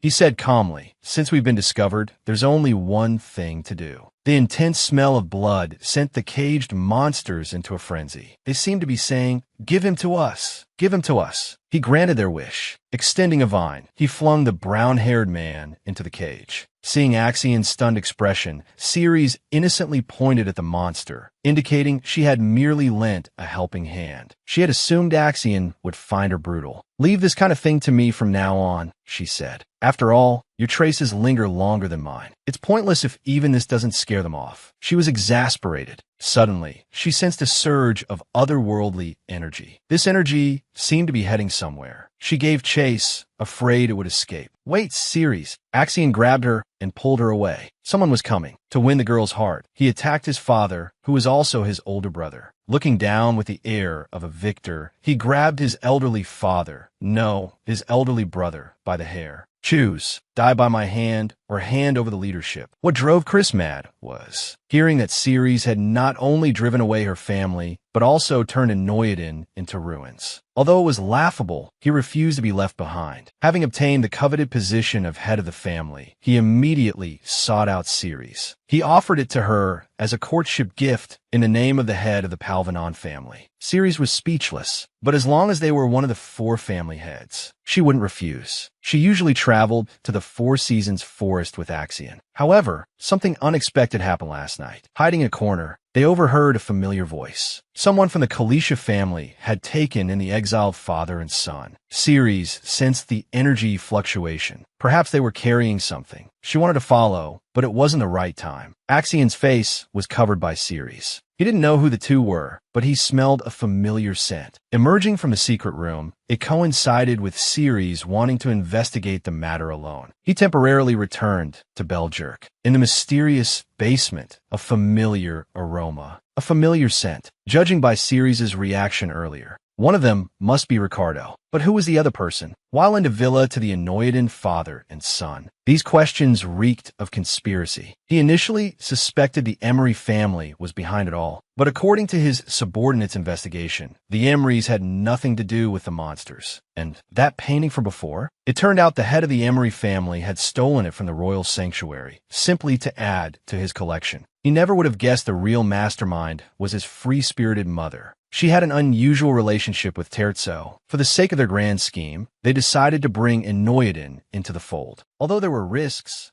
wouldn't it be interesting? So, when Ricardo was rejected by Ceres, filled with hatred, he felt that shining position should have belonged to him. He couldn't stand it, but he was powerless. Then, Terzo extended an olive branch. Now, they had taken him and his father in. He felt gratitude, even though he was being used. And even with his father gravely ill, he still longed for his adopted sister. He believed that as long as his family was together, things couldn't get any worse. I'm speechless, the narrator thought. But he also had many questions, like why Terzo had taken him in. and why that place they were forbidden from approaching always emitted such a foul odor. But Chris dare not ask. He had a feeling that if he did, things wouldn't end well. The girl smiled and extended her hand. Chris, like a dog spotting a coveted treat, scurried forward, convinced he'd captured her heart. It was the first time he, as head of the Palvanon family, had been led by the hand into the Four Seasons forest. He'd planned to seize the moment, unleash his masculine charm, and sweep her off her feet with sweet nothings. But she abruptly yanked her hand away. The girl vanished into the mist, leaving him utterly bewildered. Who am I? Where am I? He thought, disoriented. Purple-tinged black fog swirled around him. He spun in circles, unable to find a path. Meanwhile, Ceres was in the Spring Branch family's archive, having already perused hundreds of books. He recalled a faint light that had persisted in the mist, seemingly guiding him here. Could it be another gem? He wondered. But this time, things were different. The archive was filled with an intricate network of bell-like devices. He'd never seen anything like them, yet he instinctively knew how to use them. He reached out and touched one. All the bells began to shake wildly, emitting a cacophony of ringing. With a resounding boom, the entire room was bathed in golden light. But nothing else happened. He checked his watch. Dusk was approaching. He remembered Axios's invitation to dinner that morning. He kept telling himself to focus on his mission, but as time slipped away, he lost all interest in reading. He slammed the book shut, and without a backward glance, left the archive, reappearing in the mist. Chris had meant to ask Ceres where he'd been, but he was completely ignored, infuriated, yet unable to do anything about it. He trailed after him, chattering nervously. He feigned anxiety about being in the forest for the first time, then questioned whether Ceres even knew the way. He was utterly exasperating. Yet, Ceres's sharp glare sent an unexpected thrill through him. Led out of the Four Seasons forest, Chris shamelessly persisted in his fawning. But Ceres simply stated, "Same time tomorrow," and vanished before his eyes, giving him no chance to protest. Never having been treated this way before, it only fueled his determination. He was eager to see how long she could resist his charms, unaware that Axios had already beaten him to the punch. Not only was Axios staying at Ceres's house, but he also carried the scent of Ceres's signature rose-orange perfume. Even Ceres's mother couldn't help but blush. Are they really in love? She wondered. Axios assumed the elders had said something, but it was the strong scent of rose-orange that had given him away. Watching his mother gush over Ceres, eager to meet her future daughter-in-law, Axios felt a strange, instinctive resistance. "Are you afraid I'll eat him?" Ceres teased. "Anyone who harms Ceres will answer to me, and that includes you," Axios stated firmly. His mother couldn't help but marvel at her son's intensity. Axios had sought her out today because of the scent he'd detected in the mysterious basement, the scent of his mother's custom-made tobacco. Using the pretense of waiting for his father, he'd come to his mother's room, where he sensed the presence of magic. The source of that magic was an ordinary-looking golden key. His unease intensified. As he reached for the key, a familiar voice spoke. His mother leaned against the doorway. "So, you're interested in this sort of thing?" she asked. Having just dreamt of her daughter for the first time, Axios's father was nearly frightened to death. In the dream, his daughter kept calling out for him. "This is the fourth life I've lived through," Ceres thought, a chill settling over her. He thought his daughter was mad, but in a blink, she was clutching another handful of blood. "I'm so scared." The childish face was filled with the stillness of death. Her father couldn't understand why. He watched his daughter, trapped within a crimson jewel, screaming for mercy. Each scene was so vivid, so real, it felt like she had truly lived it. Dream or reality? He was no longer certain. That's why, after strangling his daughter with his own hands, he recoiled in terror, his face contorted with horror. He stared at his trembling hands, refusing to believe, unable to accept, that he could commit such a heinous act. Ceres had opera back home. Unlike usual, this time, someone was eagerly awaiting her return. "Welcome back." She immediately sensed something was amiss. It was the golden key in Axion's pocket. "Yes," Axion readily admitted. "I received this when I went out today." Remembering her mother's request to investigate the key's origins, she decided to keep it for now. "I'm not planning on handing it over just yet. I hope you understand." Ceres was puzzled. If he had found it himself, why was he asking for her permission? "Because what's mine is yours, so I will definitely give it to you." Despite Axion's casual demeanor, Ceres knew, both from this life and past ones, that he always kept his word. He had specifically hurried back for dinner. Axion seemed pleased. "I don't know what you're talking about," Ceres retorted, her usual unusual defensiveness rising. She was always so contrary. Even the voice within her own head couldn't stand it. You clearly care. You clearly want to be kindred to him. Yet she feigned indifference. It would be so much easier to simply admit her feelings. No matter how well she masked it, Axion saw through her lies. Don't worry about our morning arrangement. Let's go to the dining hall together. A faint blush colored Ceres' cheeks, but her goal remained unchanged. If the door to death appeared, she would open it without hesitation. Even though Axion's gentleness had sparked a flicker of desire to live, uncovering the truth about the divinity was still her priority. Returning to the royal sanctuary, she found a device similar to the one she'd seen in the Four Seasons forest. Could there be a hidden space here too? She reached out and touched it. A chime rang out, accompanied by a flash of golden light. Transported to another space, she initially thought she was still in the royal sanctuary. Then someone called out, "Lady Ceres." It was the heads of the branch families. They flocked to her like children finding their mother. Enoidin has been reduced to ruins. We were so worried. As the head of the first branch family of Enoidin, Norton thought, I shouldn't let my anxiety show so plainly. Realizing his lapse in composure, he quickly apologized and bowed in respect. A chorus of "Hail, Spring King," echoed around her. In the past, the deference of her vassals had felt overwhelming. But now, she was accustomed to it, feeling no trace of awkwardness. Even accepting gifts from those who had betrayed her didn't surprise her. Addressing the head of Montana, she deliberately brought up the recent monster attack in Aimliff, praising Cordia's bravery. She wanted to gauge his reaction. The result was disappointing. She loathed the four great families, yet she pretended to offer reconciliation. If only he had been more forthright, she wouldn't hold him in such low regard. Suddenly, a wave of energy rippled through the air. Chris and Axion were fighting. She rushed towards Axion, fearing for him, but he pushed her away. Are you trying to tempt me? He asked. No, Ceres tried to deceive herself. But while she had been speaking with the branch families, she had sensed the powerful surge of magic. The moment she realized it was Axion, she had used her vanishing technique. Ceres arrived immediately at Axion's location, only to find the two men fighting. Chris, upon seeing her, couldn't contain his joy and, like a 3-year-old, began to complain. Apparently, Ceres and Chris had planned to meet in the Four Seasons forest today. Still smarting from the previous humiliation, Chris had deliberately arrived 2 hours late, hoping to see Ceres fretting. Instead, he was stood up, his face darkening with anger. He swore to himself that he would make Ceres pay for this. But the person he was waiting for didn't show up. Axion did.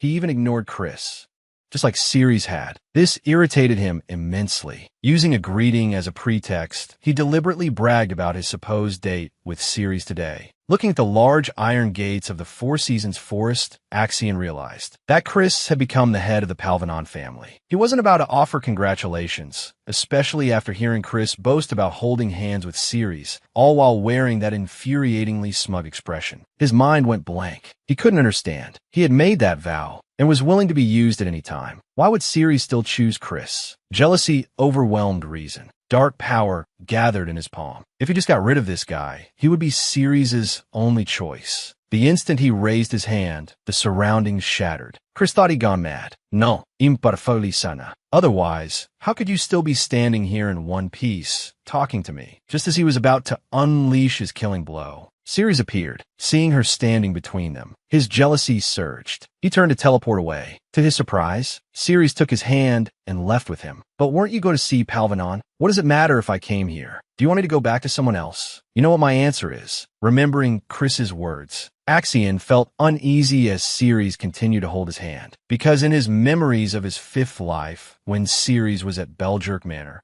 the look in that man's eyes, even a fool could understand what kind of feelings those were. Ceres was speechless at his jealousy.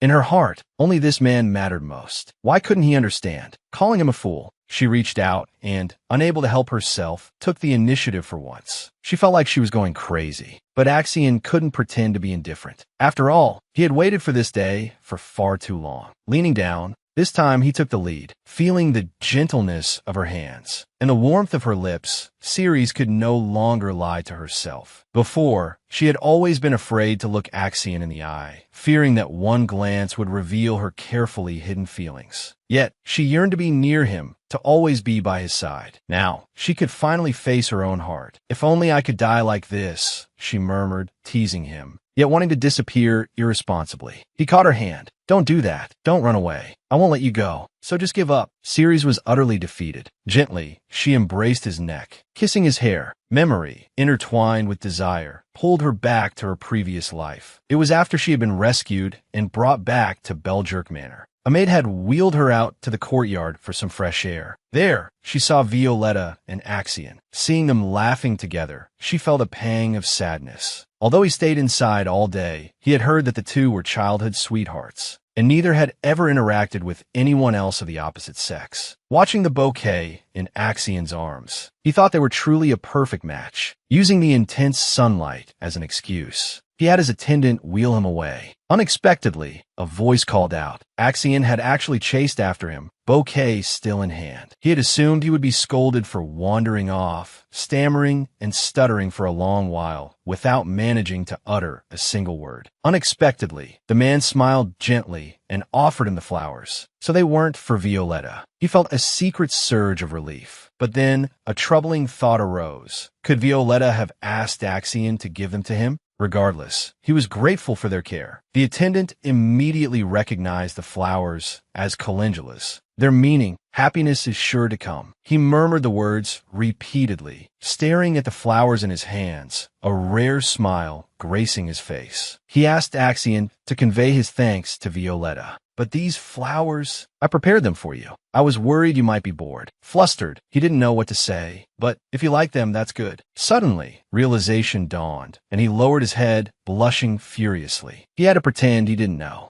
Only now, he couldn't pretend any longer. This handsome man before him was the only choice he wanted. Meanwhile, Violetta was already fuming. She had explicitly warned Axion not to get entangled with the spring branch head. Yet she received a message from him. "Ceres and I are together. Don't contact me unless it's important." What was with that haughty tone? Although she hadn't heeded his warning, she couldn't bring herself to blame Axion. After all, she was equally drawn to him. She didn't understand why she felt this way. She hadn't even been able to greet Ceres at his succession celebration, because she had been following Teltso. She had seen him enter the Montana estate with her own eyes. As a branch family of the Kalisha, it was normal for them to interact. But sneaking over in the dead of night? That was strange. Teltso always wanted to be her first choice, eager to marry her, just as the elders wished. But she knew very well that what Teltso truly desired was the Kalisha family. She racked her brain, but couldn't figure out his specific scheme. Thankfully, Ceres had arrived. After visiting the ailing head of the Kalisha family, he was being led by the butler to meet Violetta and Mag. Unexpectedly, Teltso appeared, offering to keep him company during the presumably boring wait. Ceres didn't sense any divinity from Teltso, yet he could feel a faint divinity emanating from somewhere within the estate. Certain that the house held something he sought, he accepted Teltso's invitation. But after a few sips of tea, he heard Teltso mention Violetta and her sister from their childhood. Apparently, the three of them had been close. Then, unexpectedly, the sister had run away to avoid an arranged marriage and given birth to Mag. Violetta would do anything for Mag, wouldn't she? Teltso put on a mournful facade. Ceres found it laughable to think he was actually having tea with such a two-faced man. Looking at Teltso's seemingly kind smile, he knew he could kill him with a flick of his wrist. But there was no need. In his 7th life, he had done many things to change his fate, but some things simply couldn't be altered. Little Mag still died at the age of 16. His daughter pulled her scumbag father off his pedestal, then gave Shiega a good beating, and finally kicked them both out of the house. After all, useless trash was an eyesore. Having clearly understood the new Jiao's stance, Teltso, who moments before had been insistent on having tea, suddenly lost all desire to continue the charade. He offered a few cursory pleasantries and hastily departed the greenhouse. Ceres' words, "I drove them all away," echoed in his mind. His original plan, banking on the complete despair of the father and son, shattered. He rushed to the small villa, seeking news of the former Inoyed Injaju-esque condition. He found Ricardo in a state of distress. His father's condition was worsening. Not only was he perpetually asleep, but he had also begun muttering deliriously to himself. Ricardo was deeply worried, yet unsure what to do. To his surprise, Teltso offered a knowing smile. "Excellent. It seems the medicine is working quite well. The already bewildered Ricardo was now utterly dumbfounded. Unsure if he'd misheard, he was shocked when Teltso confessed outright, revealing his meeting with Ceres earlier that day. He's truly abandoned you all. I thought you might be of some use, but seems I overestimated you. Teltso addressed the distraught Ricardo. Where is Miss Gabrielle? Ricardo instinctively replied, she's gone out. Then, a flicker of doubt. Isn't Gabrielle out? He'd personally escorted his sister out both yesterday and the day before, yet hadn't seen her return. Realization dawned. He seized Teltso by the collar. You bastard! What have you done? His vision blurred, his strength drained away. He stumbled and collapsed unconscious. The irony was palpable, indifferent to his own sister, yet so fiercely protective of someone unrelated. Even Teltso, a scoundrel in his own right, couldn't comprehend such behavior. His fiancée had abandoned him, run away, and borne a child with another man. Yet he still found the child endearing. So adorable, in fact, that he couldn't resist reaching out to touch her, only to have his hand swatted away by Violetta, who clutched the child protectively. That wary look, as if he were some kind of Godzilla. He was taken aback. Though Violetta claimed she feared he'd mess up the child's hair, he knew the truth. He would never truly be a part of Violetta's life. But if he just planned a little faster, this ending would arrive sooner, wouldn't it? Wait, that wasn't right. Why this ending? He dismissed the thought, attributing it to exhaustion. Meanwhile, within Belger Castle, Nixon received a peculiar gift. A monster, its body covered in festering sores, yet faintly exuding divine power. Even more remarkable, it was the same species as the one at the Emery estate. Nixon immediately channeled his divine power, confining the monstrous creature elsewhere. His subordinates showered him with praise. Several of us couldn't even budge it. The chief is truly amazing. Their flattery, however, couldn't change the fact that the courtyard was now a disaster. The world is so vast, why drop a monster in the courtyard? This fellow, Stedman, scratched his head sheepishly. He'd intended to teleport it to an empty field, but his powers hadn't fully recovered, and his aim was off. He hadn't thought it would be a problem. He was taken aback by Nixon's sudden anger, the reason for which initially escaped him. However, being quick-witted, he swiftly proposed renovating the courtyard, replacing the barren grass with a vibrant flower garden, more befitting his future wife's elegance. Oh, excellent idea. Nixon clapped him on the shoulder. This arduous and glorious task is yours. If the results are unsatisfactory, be prepared for the consequences. He turned and left, giving Stedman no chance to refuse. Their shared romantic gesture had, as usual, become his burden alone. She yearned to possess him completely, yet feared confronting her true feelings. The voices in her head clamored, Go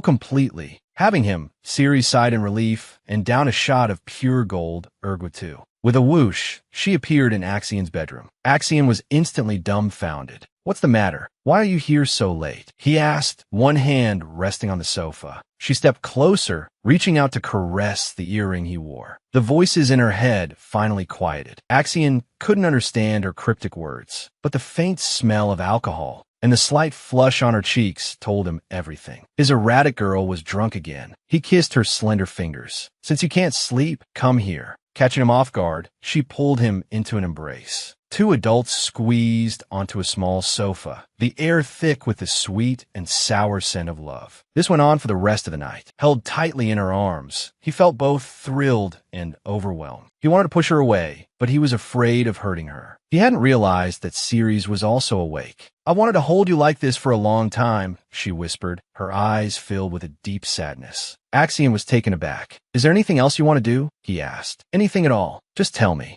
Without a word, she flipped over, pinning him beneath her. Shh, don't talk, she murmured, placing a soft kiss on his ear. He thought it would end there, but then she kissed his firm chest. Axion's body jolted as if electrified. He couldn't bear to imagine what would happen if she continued. He grabbed her hand. We have to stop, he urged. But Ceres's next words not only made him blush crimson, but also left him speechless. When you did this before, she confessed, it made me so happy. I'm just trying to recreate it. Are you angry? Or does it make you uncomfortable? He wanted to say no, that he wasn't angry, but he didn't want to continue tonight. Really? But you were angry with me before. He was completely bewildered. He couldn't remember ever being angry with her, especially not with his beloved. It wasn't until Ceres mentioned their sixth life that he realized he'd lost his mind back then. He immediately began apologizing profusely. When they first met in their sixth life, he had coldly called her a fool, saying her control over her powers was worse than a child's. He had even told her to get lost and stop being an eyesore. Hearing how much he had hurt her, how she had cried for so long, his mind spun. He frantically apologized, begging for her to hit him, to scold him, anything until she felt better. Then, Ceres suddenly leaned in close, telling him not to move. He braced himself, but her punishment was so sweet, it was almost unbearable. It was a shame about the feather pillow, though. He barely made it to dawn. Just as he expected, the sober Ceres was both angry and embarrassed. Without a word, she got up to leave. It seemed she hadn't forgotten what Axion had said. Axion told her to drink less, worried she'd get drunk and seek out someone else. This nearly made her explode with anger. "Don't worry," she retorted. "When I'm drunk, the only person I want to find is you, Axion."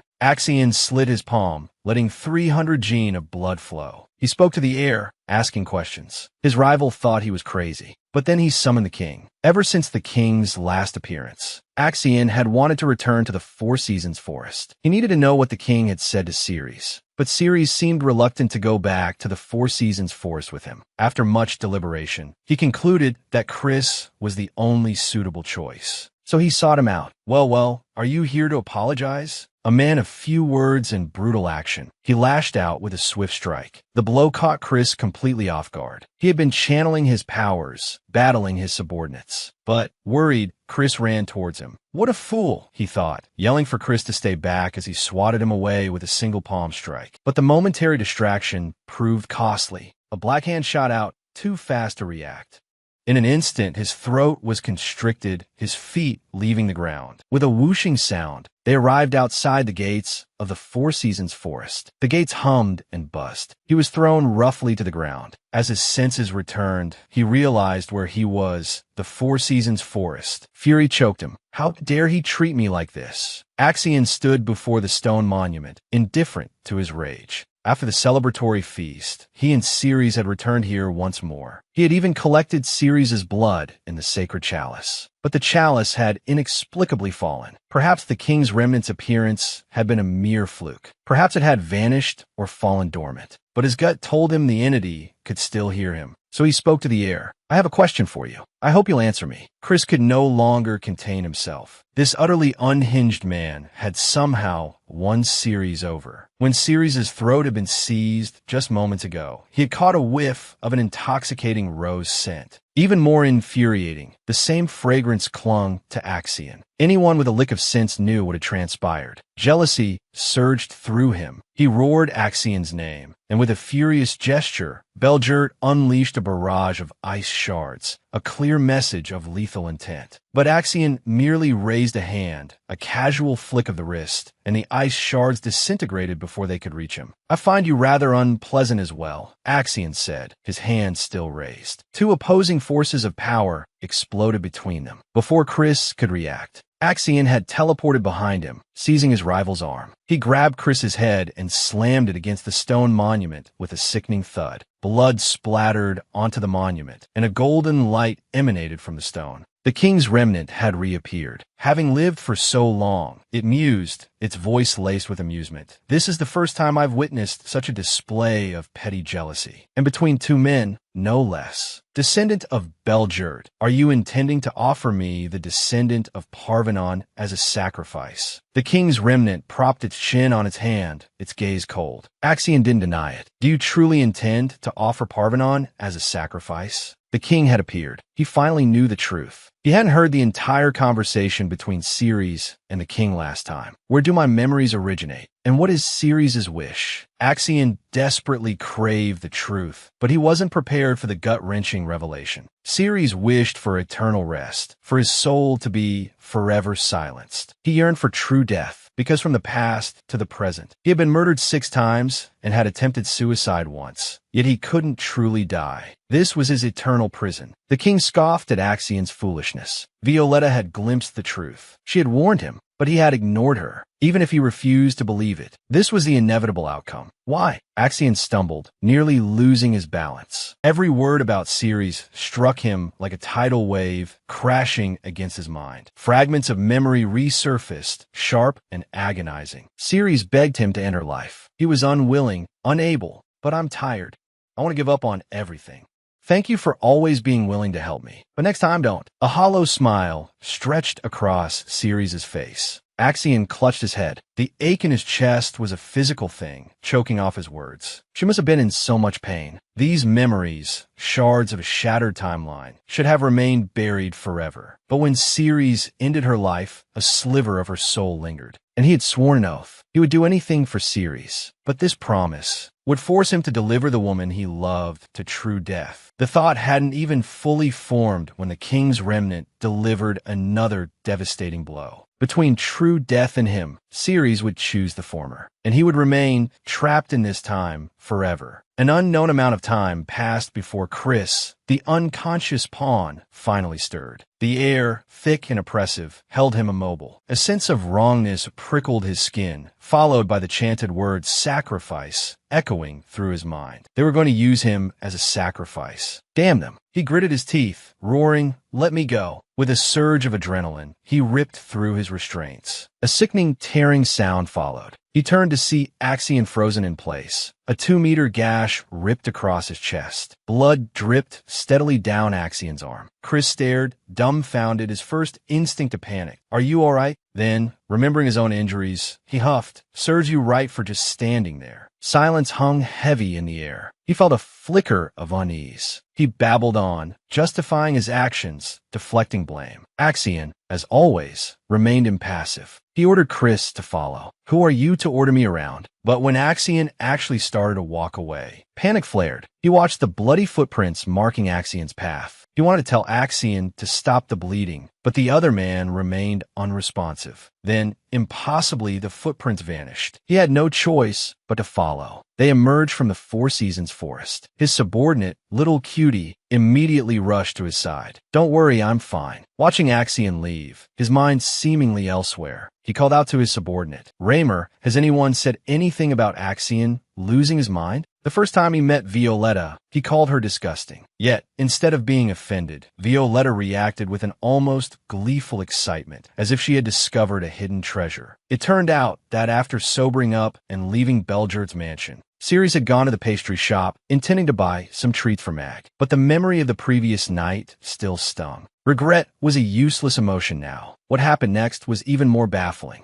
Axion's mother walked in. Despite it being their first meeting, she addressed Ceres by name, recommending the mint candies. Ceres simply turned to the shopkeeper and ordered one of everything to be delivered to Caricia. Only then did she address Jenin Belgerd. "Do as you please." She didn't even bother with the title. Yet, Jenin remained affable. To Ceres' surprise, Jenin even offered her a cookie. Ceres gave her a cold look, perhaps to avoid further interaction. She chose a mint candy. The two formidable women walked down the street together. Passers-by couldn't help but feel a shiver of apprehension. Jenin remarked that Ceres was special, so special that she was different from everyone else in Enoidan. No wonder Axion was so smitten. The words left Ceres speechless. She had once envied this woman. He longed to live as freely as Jenin. But now his thoughts had changed. The conversation abruptly shifted to mint candies. "This flavor is truly disgusting," he remarked, the candy in his hand dissolving into a shower of roses. The atmosphere between the two was bizarre. Even Axion's lackeys found it unbearable. Shitman hadn't wanted to spoil the mood, but he was genuinely afraid of being reprimanded. "Former leader, please stay away from the Chunji family," he pleaded. The former leader, Han, simply scoffed. He rambled on about how much Jenin had changed, while black energy coalesced in his palm. If Axion hadn't given him specific instructions, he would have attacked right then and there. Jenin offered a helpless smile. After bidding his soon-to-be daughter-in-law farewell, he vanished on the spot. Ceres instantly felt the air grow lighter. As for why she loathed Jenin so much, it all went back to when Mag was imprisoned. As a subordinate of the Caricia family in Montana, the head of the family, Bora, had always resented the four great families. He yearned to supplant them, but lacked the power. After all, they didn't possess the bloodline of otherkin. So he set his sights on young Mag. Using Mag's blood and tears, he conducted relentless experiments for 4 years. Not only did the sacred blood transfusion fail, but he also created a horde of worthless monsters. And the one who supported these wicked deeds was Jinin Beljert, simply because Bora had promised to show him something interesting, the complete overthrow of this world. Unfortunately, not only did he not witness this, but he was also constantly monitored by men sent by his own son. So, he orchestrated the child's escape. After infuriating Bora, he departed without a care. He hadn't expected to run into his stalker right after leaving the king's temple. Axion wasn't sure what he was up to. At the end of the road, "I hope not to meet you," Jinin advised before disappearing, leaving behind the lingering scent of roses amidst the black energy. Ceres didn't need an explanation to understand what had happened. Driven by curiosity, she couldn't resist meeting her future daughter-in-law. But his strange expression, his words, "I knew I'd seen you before." Ceres couldn't shake it off after returning home. This was clearly their first meeting in this lifetime. Could it be related to Axion regaining his memories? Lost in thought, she heard a commotion outside. It seemed Axion had returned. She rose to greet him, but then she heard shouts urging someone to find a doctor and stop the bleeding. Her gaze was cold, devoid of emotion. Reaching the top of the stairs, she saw Axion. And the 2-meter-long wound, still gushing blood. Fury ignited within her. "Who did this to you?" For the first time, her beloved felt anger. He was both heartbroken and confused. This 2-meter gash, compared to Ceres' painful past, it was nothing. Remembering the king's remnant's words, that Ceres yearned for true death, he felt a suffocating grief. He reached out, pulling his beloved into a tight embrace. He desperately wanted to confirm the truth of those words, but he was afraid to ask, because Ceres wouldn't deny it. He could only plead, begging her to give up on death, begging her not to abandon him. But it was too selfish. He swallowed the words back down. Sensing his distress, Ceres understood without him having to speak. Perhaps she, too, had fantasized about what Shed Man had suggested, marrying this man, moving into the Beljert mansion. But if the chance for death, the only chance, presented itself, she would seize it without hesitation, leaving Axion with nothing but pain. So, she decided not to be greedy. Gently pushing him away, she said, "Let's end it here." "No, I don't want this." Axion held her close again, his embrace unyielding. He absolutely would not let go. Even if the ending Ceres' desire came to pass, he would remain by her side. He would not release her, not even in death. This was the only future he could accept, the two of them entangled until the very end. Despite their intertwined struggle, Ceres never revealed who had wounded Axion. But judging by the wound, he had a pretty good idea. Such a wound could only be inflicted by an ability user. It had to be either Jinin Beljert or Chris. But Jinin had no reason to harm her own son. That left only Chris. To be injured by such a weakling, coupled with Axion's reaction, he must have heard something from the king's remnant. That must have been how he was caught off guard and injured. Axion's words about never letting go left him restless and unable to sleep. Suddenly, a whooshing sound, a wisp of black energy, seeped in from under the door. He hesitated at the door for a long moment, but finally opened it. Axion stood there, looking utterly forlorn. He was suddenly gripped by fear, the fear that Ceres would vanish. He had come to make sure she was still there, to feel the warmth of her cheek. It was such a relief. She was still here. Seeing the Ting, heartache, distress in her expression, he wasn't exactly happy, but he found it endearing. It was a look she reserved only for him. The mirror in the room could transport someone to any place they desired. Yet, Ceres always appeared before him unexpectedly, a sign that their hearts yearned for the same thing. If it all ended now, they would both surely feel regret. "So, stay with me," he pleaded. "Whatever you want to do, let's do it together, until we're sick of each other, tired of each other. Perhaps then, when we part, the pain will be less." Ceres thought this man was incredibly audacious, always whispering such sweet nothings. What was worse, even as her heart ached, she found herself reaching out, drawn to him. And then, she kissed him. After lifetimes of suppressed emotion, she finally bravely reached out. It wasn't until the following afternoon that Ceres slowly opened her eyes. Seeing that handsome face, this time she didn't try to escape. Instead, she worried about his wound. After last night's activities, it must be hurting. But why did he look even more handsome than before? Confusion clouded her features. Thinking back on her own crying and carrying on last night, she was speechless with embarrassment. She must look awful. She buried her face in the pillow. Was I too much? Is that why you don't want to look at me? Axian's words reached her. He didn't offer much explanation, only telling her to remember to be a little more moderate in the future. His entire body ached, but then he heard her whisper, "No." Axian's eyes were fixed on her. He honestly wasn't sure he could control himself, and with that, he kissed her deeply again, the air filled with sweetness. He also wanted to do some things he'd been wanting to do for a long time. She had expected something extravagant, but it turned out he wanted to brush her hair. He brushed it until it was silky smooth, then held her close from behind. He wanted to hold her like this forever. Their tender moment was short-lived. A knock echoed from the door. A maid had arrived with Ceres's favorite cake. At the words favorite cake, Axian's ears perked up. He quickly told Ceres to invite the maid in. Looking at the dark, almost black cake, he felt a pang of regret. If he had known this was her favorite, he would have bought her every kind of sweet imaginable. But it wasn't too late. He scooped up a piece of cake and offered it to her. Ceres was clearly still a little uncomfortable. Seeing his insistence, she closed her eyes and opened her mouth. It was a new experience, and she was a little clumsy at first. Ceres had gotten frosting on her cheek. Axian had never seen her look so adorable. After wiping it away for her, he couldn't contain himself and burst out laughing. His laughter made her lose all interest in the cake. Then, he said something that made her blush even more. Lilith froze, her face burning crimson. A dark aura enveloped the rose, and the two spent another passionate night together. Axian finally stirred, gently caressing his beloved's face. Only after hearing the door, close did Lilith dare to open her eyes. She got out of bed. It was time to settle the score.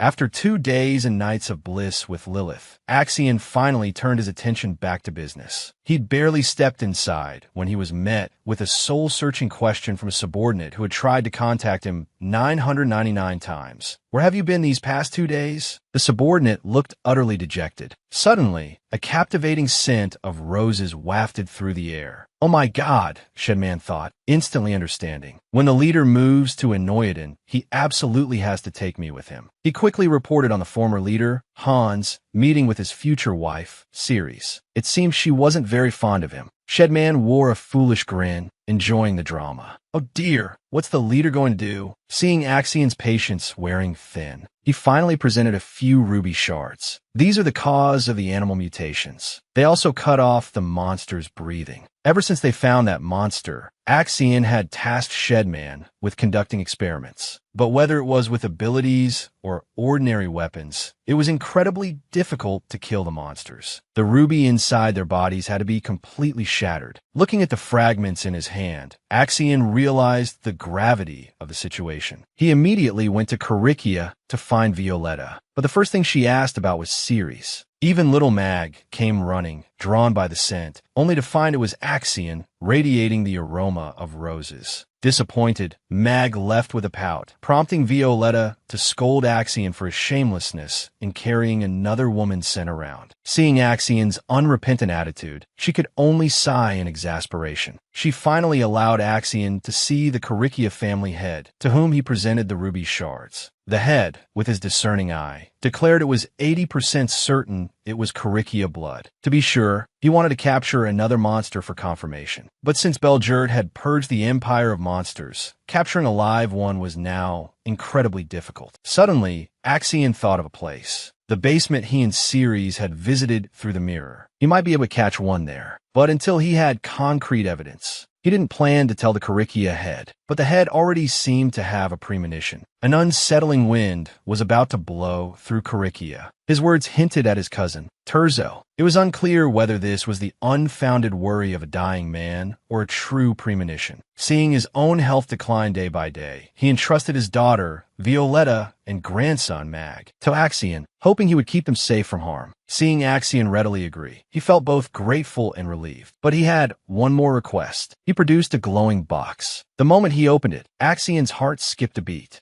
According to the family, it was an ancestral heirloom of Ceres's, left with the Corycia family. Because of a dream he had last night, he felt it was time to return it to its rightful owner. His beloved was injured, and he stormed into the perpetrator's home, destroying their family heirloom with a single blow. He then tried to force open their treasure vault. Unfortunately, it was protected by a powerful barrier. But with a little more effort, Ceres was confident she could break it. He was suddenly grabbed by Chris, that naive fool, who seemed more worried about him getting hurt. This, however, sparked an idea. Wasn't the shortcut to opening the barrier right in front of him? He flung Chris's hand away, coldly demanding he open it. He expected refusal. Surprisingly, Chris obliged, opening it for his perusal. He saw Ceres raise her hand again. You wouldn't dare destroy these treasures, would you? He mocked, feigning confidence. His bravado vanished in an instant. A crash echoed as Ceres shattered the display case. The ruby, which had resembled a magic mirror, transformed into a shard of the gods. What was this thing? Chris, obviously out of the loop, had no idea. Why should I answer you? Ceres' eyes flashed with a cold light. Axion's injuries. They're because of you, aren't they? Chris's silence was taken as confirmation. In a flash, countless thorns erupted from the ground, lashing across Chris's body. Nourished by his blood, the thorns bloomed with dazzling flowers. If you ever touch him again, you're dead. With her warning delivered, Ceres vanished. Chris collapsed, bewildered. He was the one who'd been attacked, yet somehow, Axion always seemed to be the one who suffered. Ever since witnessing Axion's frantic behavior, he'd been puzzled.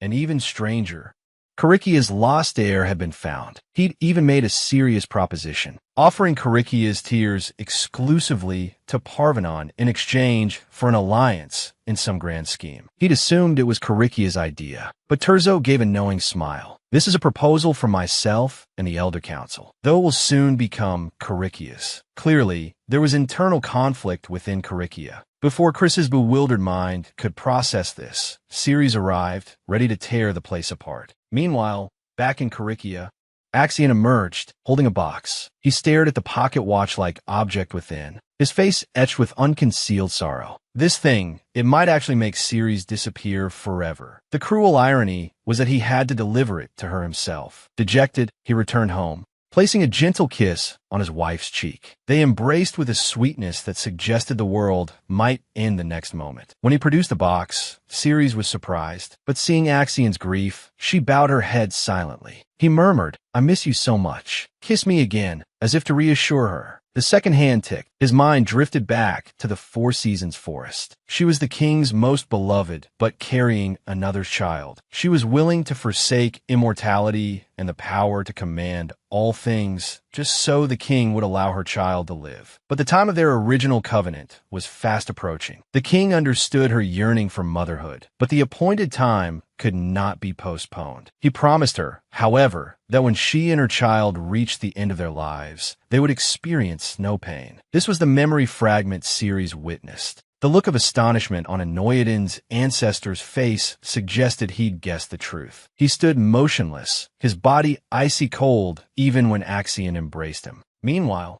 Ja Paluo, who had vanished for what felt like an eternity, finally reappeared. His hands and feet were bound, and he huddled in a corner like a beggar, tears and snot streaming down his face like a mask. It turned out that when his father and brother were driven away, he had fled with them. The strange thing was from that moment until he was locked up here, he had no memory of what happened. No one had come to this place. Yet, every day, like clockwork, half a loaf of bread and a bowl of water appeared. This terrifying dark cell reminded him of someone else who had been locked away. That girl, monstrous in appearance, always crying out his name, begging for help. Would he become like that too? The more he thought about it, the more terrified he became. After an unknown amount of time, the door to his prison finally opened. He thought it was Ricardo. His eyes lit up with hopeful anticipation, but it was Axion. He shrieked as if he'd seen a ghost, scrambling back as the man approached. The closer Axion came, the more frantically he retreated. Axion simply asked if he knew the whereabouts of his father and brother. He promptly fainted, his nerves frayed beyond their limit. Through the haze of unconsciousness, he heard them talking about taking him away. No, absolutely not. The Axion in his memory was a man who had squeezed his throat, spitting out threats. If he lied, if Axion was the one who killed Mag, then his lies would become his last words, and he would die in the most agonizing way imaginable. The murderous look in Axion's eyes, he would never forget it. In the blink of an eye, only 2 days remained until the hunting festival. News of Chris and Jia Paluo's broken engagement had already spread. Would he be searching for a new fiancée at the festival? The gossiping young ladies speculated amongst themselves. But even more intriguing were the two over there. The festival hadn't even begun, and Ceres and Axion had already arrived. Their affectionate display made the young ladies blush, yet they couldn't look away. Unexpectedly, Axion became angry the next moment. Ceres had mentioned wanting to find a beautiful ocean because Mag wanted to see one. Although these words had been spoken by Mag in a past life, Ceres wanted to fulfill his wish in this one. In truth, Axion wasn't angry about that. He was upset that Ceres hadn't included him. "Then let's go together," he said. Hearing this, he relaxed and couldn't resist kissing Ceres again. The onlookers were speechless. "Oh my God," someone whispered. "Is this something we're allowed to see for free?" The girl cut her palm and let the blood flow. The 300-pound king appeared. This time, Ceres didn't react with the same excitement as before. Instead, she coldly raised her hand. With a whoosh, she unleashed a barrage of thorny vines. But they didn't even scratch the king. Seeing the king's unimpressed expression, she said, "Sorry, I just wanted to verify if you truly possess the king's aura. Are you taking your frustration with Belgerd out on me?" The king's words may have struck a chord with Ceres, but not entirely. She hadn't liked the king from the start. Unfortunately, the king wasn't a tangible being. If she wanted the king's remnants to disappear, she would have to continue collecting the scattered divinity. And when that day comes, the king said, "Your wish will become my wish." With the chime of bells, Ceres teleported from the Four Seasons forest to a small grove of trees. Based on her recent investigations, the divine essence was scattered across 19 different locations. Following the faint scent of divine aura, she found another gem in the grove. She was absorbing more and more divinity. Now she could easily enter and exit the Four Seasons forest on her own. Searching for the divine essence was exhausting, but as long as it meant she could finally disappear, she was willing to work herself to death. Looking at the picturesque landscape before her, she wished Axion could see it too. However, Axion was a little busy at the moment. Despite bringing Jia Paluo back, he hadn't gotten any useful information. Fortunately, he had also captured one of Jia Paluo's lackeys. Unexpectedly, the lackey was full of lies. He claimed he only wanted to take care of the young lady, and that he only tied her up because she was acting foolish. He feigned complete ignorance about the Anoidan family. Axion, however, had anticipated this. The more the lackey lied, the more reassured he felt. This only confirmed the man's desperation to live, and that gave Axion leverage. Using his ability, he seized control of the lackey's arm. He would pull out the man's fingers one by one until he got some answers. A chilling aura emanated from Axion, transforming him into a menacing specter. After confirming Terzo's involvement from the lackey's forced confession, Axion arrived at the hunting grounds the next day. He preferred to keep Lilith in the dark about his investigation into the whereabouts of the Anoidan father and son for now. Rather than interrogating a shameless person like Terzo, he decided to gather more evidence. He was about to head back when Violetta called out to him. Seeing her urgency, he assumed it was something important. It turned out she simply wanted him to escort her back to Caricia. It wasn't a pressing matter, and he wasn't the leader of Caricia. Axion refused without hesitation. Even if she was annoyed, he couldn't help it. He was a taken man, after all. He considered finding someone else to accompany Violetta, but that wouldn't be possible until nightfall, which would be too late. Violetta's expression was grave. It concerned the tears of Caricia. Seeing her tense demeanor, Axion asked, "Is this about Terzo?" Before Violetta could answer, a familiar, cloying scent of roses wafted through the air, accompanied by the same telltale shimmer. Ceres had arrived. With each step closer to death, she grew stronger. She could even sense, from miles away, the presence of her beloved. To confirm her suspicions, Ceres teleported to the source of the dark energy. Seeing the two of them together, a pang of jealousy shot through her, though her expression remained cold and impassive. Her powerful aura, now laced with an even more intense rose scent, made it clear she had recently consumed a gem of condensed divinity. She had merely been drawn by curiosity, never expecting to find them together. "Do you have something to do?" Violetta asked, puzzled. "Yes, but it's already taken care of," Ceres replied, her usual coldness tinged with an unusual edge. Even Violetta noticed the difference. Axion and Violetta exchanged glances, then hastily explained what they had been discussing. Upon hearing that Violetta wanted Axion to use his ability to send her home, Ceres extended her hand. "Allow me," she said, glancing at Axion's fidgeting hands. "You can follow along, or wait here if you prefer." As soon as the words left her lips, she vanished with Violetta. Honestly, Axion sighed, exasperated, but he followed after them. The scene shifted. Inside Corycia, Terzo and Gia Paluo crossed paths. After exchanging cursory greetings, they brushed past each other. "I advise you to tread carefully," Gia Paluo warned, unable to contain himself, recalling the events at the hunting grounds, where Terzo, along with a group of insignificant nobles, had openly provoked Violetta. Gia Paluo found the blatant hostility both shocking and unexpected. He had assumed Terzo, in his pursuit of power, would align himself with influential nobles, not a band of lowlifes. And for him to reveal his true colors so quickly, what was his purpose? What scheme was he brewing? These questions plagued Gia Paluo. He hadn't given it much thought until Chris's appearance, which sent a chill down his spine. Chris had grown stronger, and the source of that power was all too familiar. It was the tears of Corycia. While the four great families possessed abilities, aside from the Anoiodon, whose power increased through multiple blossomings, the strength of the other families typically remained constant. Seeing Chris and Terzo side by side, a sense of foreboding washed over him. With the important event fast approaching, Burla truly didn't want any slip-ups. But Terzo didn't take him seriously at all. After all, he was merely a Corycia affiliate. He had no right to order his superior around. Despite this, Terzo, irritated, returned to his study to pour himself a drink. But before he could even take a sip, Violetta stormed in, demanding answers about the treasure and berating him shamelessly. She told him he had no right, knowing full well the pain behind Mag's tears, to give it away for others to see. He smiled, offering no reply. Violetta, unable to contain her fury, raised her hand to slap him, but he caught her wrist. "Why so angry?" Terzo asked, feigning confusion. "Isn't it normal for a scoundrel to do scoundrel-like things? Besides, we've both despised each other for so long. I simply decided to let go first." Violetta fumed, but she couldn't do anything about him. "But if you dare lay a finger on Mag," she seethed,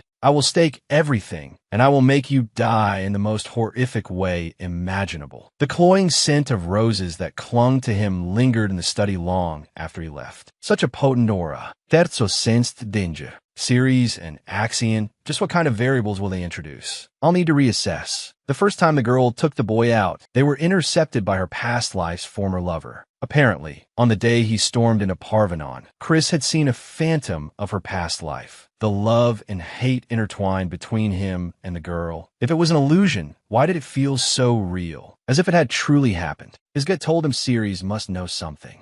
The moment he saw his target, he wanted to get some answers. He immediately approached her, wanting a private conversation. Rejected, he impulsively tried to grab her, but a small hand swatted him away. Little Mag, barely a meter tall, stood protectively in front of Ceres. "Didn't I say we have nothing to say?" No one is allowed to bully her. Referring to Ceres as her guard, she spoke with even greater conviction. "That's right, I will protect Ceres." Such spirit from someone so young. The onlookers murmured their approval, as expected of Corycia's heir, making Chris look like the villain. He was so angry, sparks practically flew from his eyes. He wanted to lash out at Mag, but Ceres stepped in again to defend her. Remembering his deal with Terzo and Ceres' current standing, he forced a smile. After all, the hunt had just begun, meaning there would be plenty of opportunities later. "Don't tell me you actually harbor such delusions. You're utterly foolish." Ceres didn't give him a chance to retort, sweeping away with Mag in tow. But no sooner had she dealt with one than another pair, an old man and a child, arrived. They declared their intention to present her with their most prized game, which unexpectedly drew someone else's ire. This old man, accompanied by his seemingly simple son, introduced themselves to Ceres and also offered their most prized game. Mag glared at them both, practically wishing they would vanish. Thankfully, Violetta appeared just in time,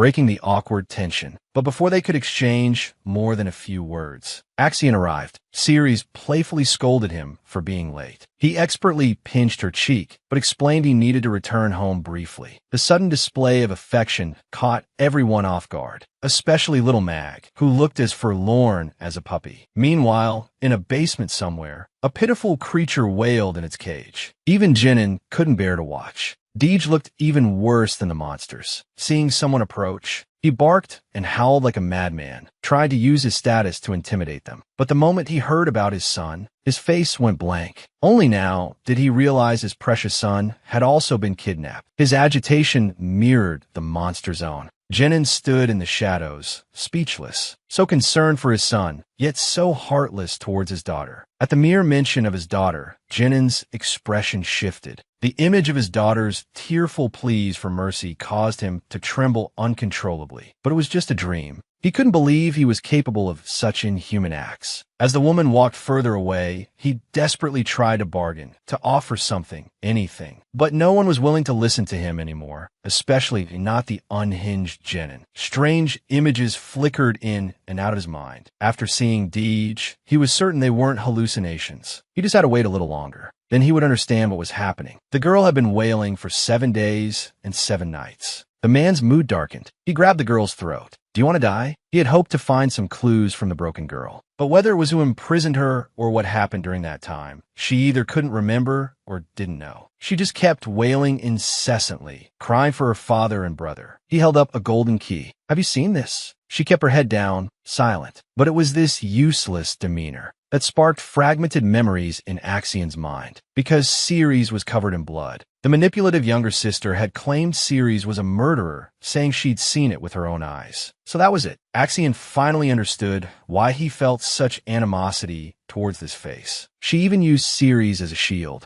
If his subordinates hadn't stopped him, he would have strangled the manipulative girl right there. But even feeling the intense killing intent, even terrified out of her wits, Jia Paoluo still wanted to see her sister. She couldn't explain why, but she felt she owed Ceres an apology. Lost in thought, the man threw her roughly onto the bed and vanished. He arrived again at the villa where Ricardo had stayed. But the thick layer of dust on the table showed no sign of habitation. Ricardo was cautious. It also confirmed that this place held secrets. Looking at the stag's head symbol on the wall, he gathered dark energy in his palm. With a resounding boom, he shattered the wall with a single blow. As he used his power, Ceres felt it in the hunting grounds. Mag, curious, asked what was wrong. Before she could finish, they were interrupted. The man with the 2 tufts of hair on his head seemed to be from a prominent family. Ceres didn't recognize him, but she could tell he was foolish. Everyone knew that only Ceres remained of the Anoidan family. Yet this idiot brought up Deej and Ricardo, hoping to embarrass her publicly. Instead, he was the one humiliated. Under the immense pressure of Ceres's power, the man trembled, still stubbornly refusing to accept the Anoidan's current state. Ceres didn't bother explaining. She simply summoned rose thorns to entwine around his legs. Her decisions required neither understanding nor agreement. Her face remained impassive. She calmly advised him to understand his place before speaking to her again. After listening to the man's pleas for forgiveness, she sipped her tea elegantly, as if nothing had happened. Mag watched her with concern, then witnessed something astonishing. The girl exuded a captivating rose scent, a fragrance so potent it held the entire forest creatures in thrall. From the smallest butterflies flitting at her feet to the grandest elk and even hulking brown bears, all were drawn to her in an unprecedented display of awe. The scene sparked murmurs of astonishment from onlookers, and even her usually doting boyfriend stared in disbelief. The girl, serene amidst the throng of animals, was more than just captivating, Axion thought. Ceres couldn't resist, striding towards her. Though they'd been apart for less than 2 hours, it felt like autumns had passed. Before everyone, she gently caressed the girl's face. Judging by someone's intense reaction, it went without saying that a kiss followed. This infuriated Chris. Ceres hadn't even spared him a glance, yet she willingly allowed that boy to touch her. Back home, he raged, throwing and smashing things, convinced that something precious had been stolen from him. Just as he caught his breath, the alluring scent of roses filled the air. He looked up to find Ceres hovering above him, her gaze fixed on him. Her icy expression made him falter. He hadn't realized that his dealings with Terzo were no longer secret. Ceres wanted to know what promise he had made to obtain the tears of Corycia. Chris, sensing an opportunity for equal footing, suggested they question each other. When she refused, he, in turn, refused to answer. "Don't misunderstand," Ceres said, her high heels clicking against the desk as she towered over him, her face a mask of cold fury. "The only right I'm giving you is to answer. So I'll ask again. What did you trade for the tears? Did you use your ability? Did you make a vow?" Chris was taken aback by how much she knew.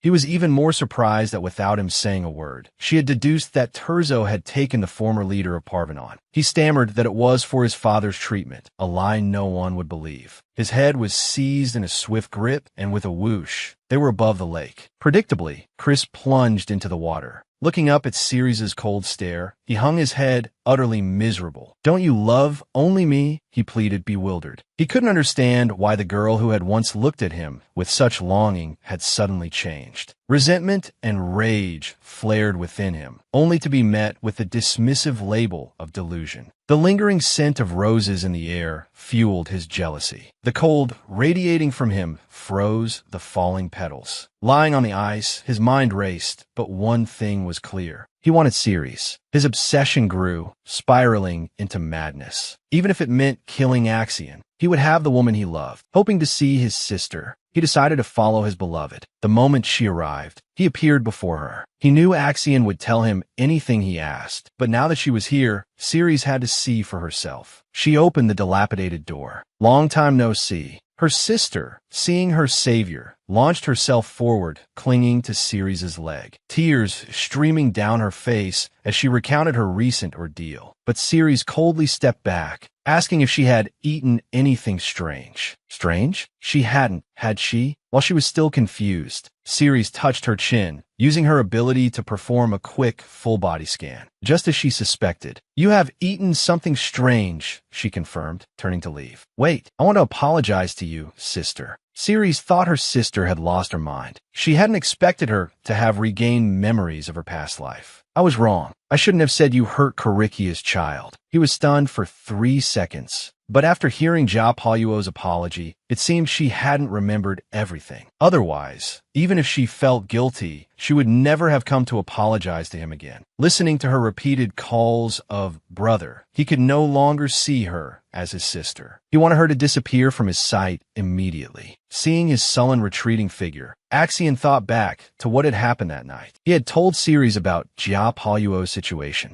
Instead of gratitude, he'd received a warning, a threat of breaking up. But how could he love anyone other than Ceres? He immediately ordered a nearby subordinate to throw Ja Paluo out. Anywhere would do. Ja Paluo was now completely screwed. Treated like trash wherever she went, discarded without a second thought. The next day, at the hunting competition, someone else was stirring up trouble. Ever since witnessing Ceres's captivating display of power, many nobles without abilities wanted their own. The most ridiculous thing was, those nobles had actually sought out Terzo. They all hoped he could grant them mysterious powers. Even he found it hilarious. Because while Corycia's tears could enhance the powers of the 4 great families, they were not only scarce but also useless for ordinary people. Corycia's blood, on the other hand, had the opposite effect, weakening the abilities of the 4 families. It could grant ordinary people immense power, but at a steep price. While he was pondering this, he ran into Violetta's best friend, Cordelia. Hearing she was going to the hunting grounds, he gallantly extended his hand. "If you don't mind, shall we go together?" He hadn't anticipated she was going with Violetta. His outstretched hand lingered awkwardly in the air. He dropped the pretense and stroked the girl's hair. While offering words of support for their friendship, he edged closer and closer. "Big sister is going to marry someone else." The 8-year-old boy cried out in distress. Clutching and re-clutching the dogtail flower in his hand, he quickly offered it to the girl. "Even if you like another man, it's okay if I'm second or third." But liking someone didn't necessarily mean marriage. Although others thought they were close to marrying, Ceres had never considered it. "That won't do."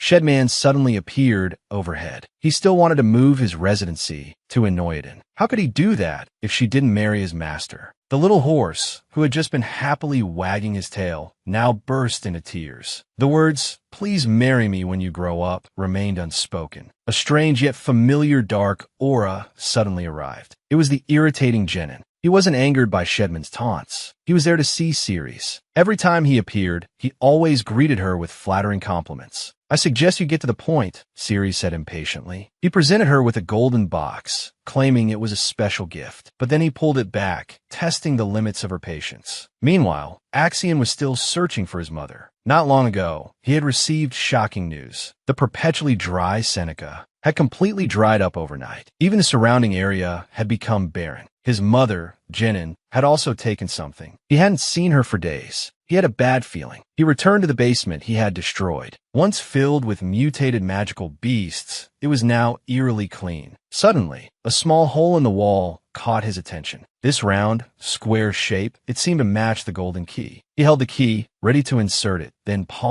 feeling foolish. A wicked smile played on the corners of Chua's lips. He had a simpler method. Raising a hand, he delivered a swift palm strike. The blow tore a gaping hole in the wall. Good heavens, even a Lanxiang excavator couldn't have done it better. Astonishingly, on the other side of the wall was a subterranean river. Meanwhile, outside the basement, Terzo and Chris had arrived. It turned out the price for Carikia's tears was using an ability to send Terzo here. Although Chris had refused the invitation to go inside together, the repeated visits to this same location had finally piqued his insatiable curiosity, and it was so close to the hunting grounds. What was that guy up to? He took a step inside, then another. Using his ability to illuminate the path ahead, he realized the place was larger than he'd imagined. He searched for traces of Terzo, but a sudden, unpleasant scent soured his mood. That dark, powdery smell, how could it be so familiar? It was Axion. "What are you doing here?" he demanded. "And what are you doing here?" The two glared at each other, mutual animosity crackling between them. But Axion quickly realized Chris wasn't alone. "Who else is with you?" When Chris stubbornly insisted he was just exploring, driven by curiosity, Axion let out a scornful laugh. "A couple of punches will loosen your tongue. Honestly, I don't want to waste my time, especially on a clueless fool like you." Chris's anger flared. It was bad enough that Axion was always causing him trouble, but the insults were too much. If it weren't for Axion, Ceres would surely see him as he fantasized, her eyes and heart focused solely on him. Yes, eliminate him, kill him, and Ceres would be his. Countless ice blades erupted from the ground. His power had indeed grown considerably, but Axion remained unimpressed. Gathering his energy, he thrust out a palm. The two forces collided in a blinding explosion. The ceiling groaned and cracked. Debris rained down. Chris roared, his attack barely launched, when Axion sensed a far more dangerous presence. He barely had time to react before two, then three ferocious monsters lunged at him, their bloody maws gaping toward his head. The man who had tormented his daughter, Ceres' father, was finally facing judgment. Ceres fought back the terror that threatened to consume her. Just get through this day, and everything would be all right. But before the judgment could begin, a wounded messenger arrived with grim news. Shedman had lost control and killed many people. Axion had no choice but to leave, assigning several attendants to protect Ceres. No one could have foreseen that this would be the beginning of another tragedy. Deej, who should have been awaiting trial in prison, suddenly stormed the royal sanctuary, his cries of his daughter's name echoing through the halls as he reached for her once more. Thorny vines erupted from his palms, snaking outwards, even as the attendants threw themselves in front of Ceres. The piercing thorns sliced across her throat. She stared at her father, his face a mask of madness. Her eyes, wide with fear and confusion, could express nothing but shock. Words failed her. A vine whipped towards her, knocking her and her wheelchair to the ground, then coiling around her, lifting her into the air. Her cries of pain were lost on her father, whose rage only intensified. He blamed her not only for ruining Inoya's ability, but also for destroying him and Ricardo. He was blind to her tears of agony. As he raised his hand to deliver the final blow, A wave of dark energy erupted. Ceres collapsed, limp and lifeless. Too weak to see what had happened, she could only hear her father's curses, repeated over and over again. Such intense killing intent. So his father really had wanted to kill him. Grief and despair, perhaps even tears, welled up. He couldn't understand his father's motives. This was the memory of Ceres the Fifth, but this was now the eighth. He no longer feared anyone. Faced with Jenin's provocation, he immediately unleashed his power. With a shing, he severed a lock of Jenin's hair. It turned out that after he took the divine artifact from the Seine, the place had wept. Hearing this rumor, Jenin immediately went to confirm it. Seeing the empty box, he guessed what had happened. To confirm his suspicions, he brought this box from the temple. But he talked far too much. Ceres launched a second attack. The future mother-in-law and son-in-law fought fiercely.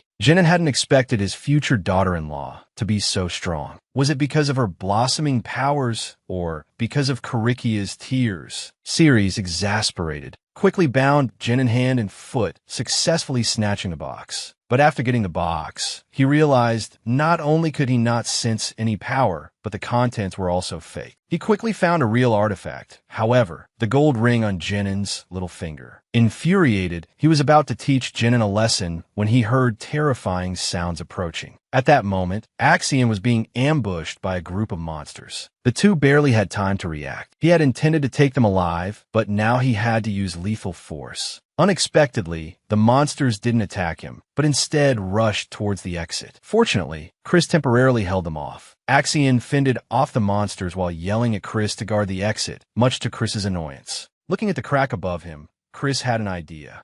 Then, with a rumble, the opening was completely sealed with rubble. He turned and slipped away. What a sneaky move. Fortunately, Axion was strong enough to easily dispatch the remaining monsters. But looking at the lifeless bodies, he worried if any had escaped. After all, this place was very close to the hunting grounds. With a jolt, he realized Ceres is in danger. He pinned his future mother-in-law underfoot. Thorns sprouted from his back like wings. Jenin's calm facade cracked. "What are you doing?" With a sickening rip, his little finger was severed. Ceres swiftly snatched the ring, placing it in his palm. Absorbing the divinity within the ring, a miraculous scene unfolded. The monsters that had been rampant moments before now bowed at his feet. Earlier, while he was sparring with his future mother-in-law, the monsters he thought were dead had suddenly reappeared in droves. They charged forward frantically, worried for Mag's safety. Ceres quickly told Shedman to take him away. The monsters pursued them relentlessly. He unleashed his power to deal with them, but a wave of dark energy interfered. Jenin flashed the gold ring on his newly regenerated little finger. "Why the rush? We still need to discuss the treasure." A spark of anger ignited within Ceres. He smiled faintly, playing along with Jenin's game. He grabbed Jenin,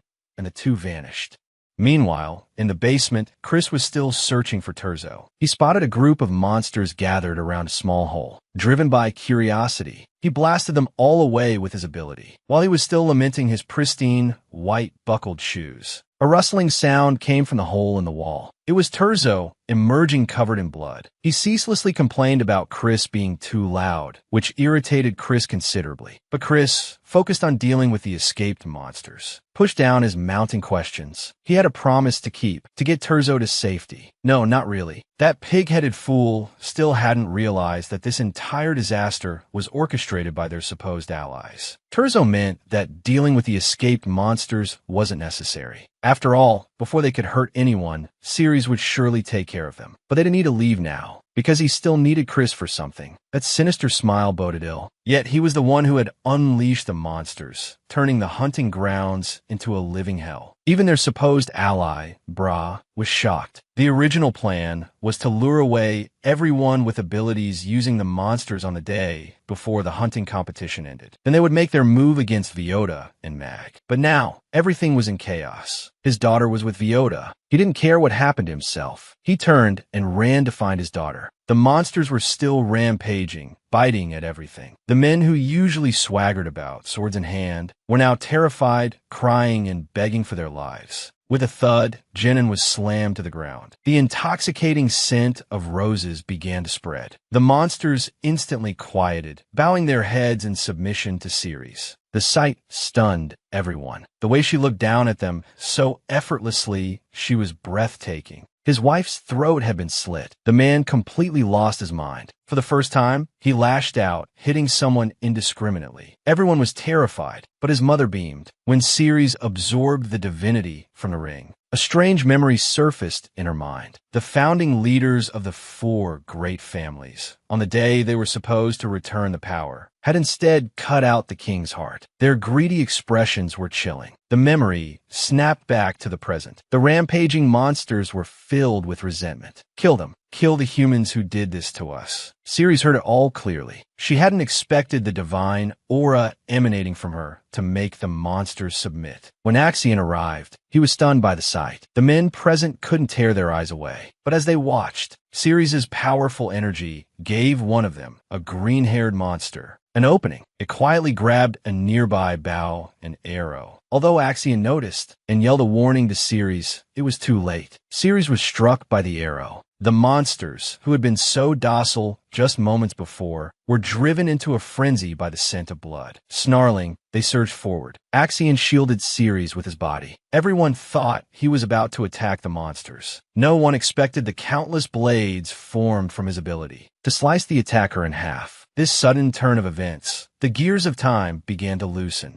Jinan finally understood why the rampaging monsters felt so familiar. In her past life, she too, driven by the grief of her husband's death, had killed many mutated humans. Axion was also consumed by memories. Run, or we'll be killed too. Listening to the panic cries, he was overcome with guilt. It was in his 5th life. Ceres was choking Viota, such an important memory, and he had forgotten it for so long. Meanwhile, elsewhere, perhaps due to his Colikian blood, Viota, along with his close friend, was trapped high in a tree, surrounded by a horde of monsters. The monsters, their gaping maws filled with snarling teeth, began to climb. He knocked an arrow. Though he managed to hit a few, the damage was insignificant. He'd only succeeded in enraging them. One of the creatures slammed against the tree, and Viota watched in horror as his friend began to fall. He managed to grab his friend's hand, but his slender frame couldn't bear the weight. His friend begged him to let go, to save himself. He obeyed, but instead of climbing to safety, he chose to fall with his friend. Just as they were about to plunge into the waiting jaws of the monsters below, a thunderous boom echoed through the air. The monsters were blasted away. What kind of stage play are you putting on? Viota looked towards the source of the commotion.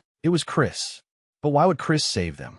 Viota's face was etched with suspicion. What were these people really up to? His wife had nearly died at the hands of her own father, and now Axion was confronting his mother. He not only crushed her beloved pipe, but he also intended to strip her of all her power. In the memories of his 5th life, Ceres finally faced his father's judgment. He had expected to witness his father's crimes exposed, but instead his father escaped and nearly took his life. And the mastermind behind it all was Axion's mother. When he confronted her, Jinan blithely claimed it was a good outcome. At least the nobles weren't gossiping about Ceres anymore. Even Belgate was affected. That meant it would be easier for Axion to intervene in Ceres' affairs. But what he hadn't anticipated was that the old woman had intended to harm his own daughter. So, you're saying you were helping me? His mother simply smiled, offering no explanation. Axion understood. He snatched the pipe and reduced it to ashes.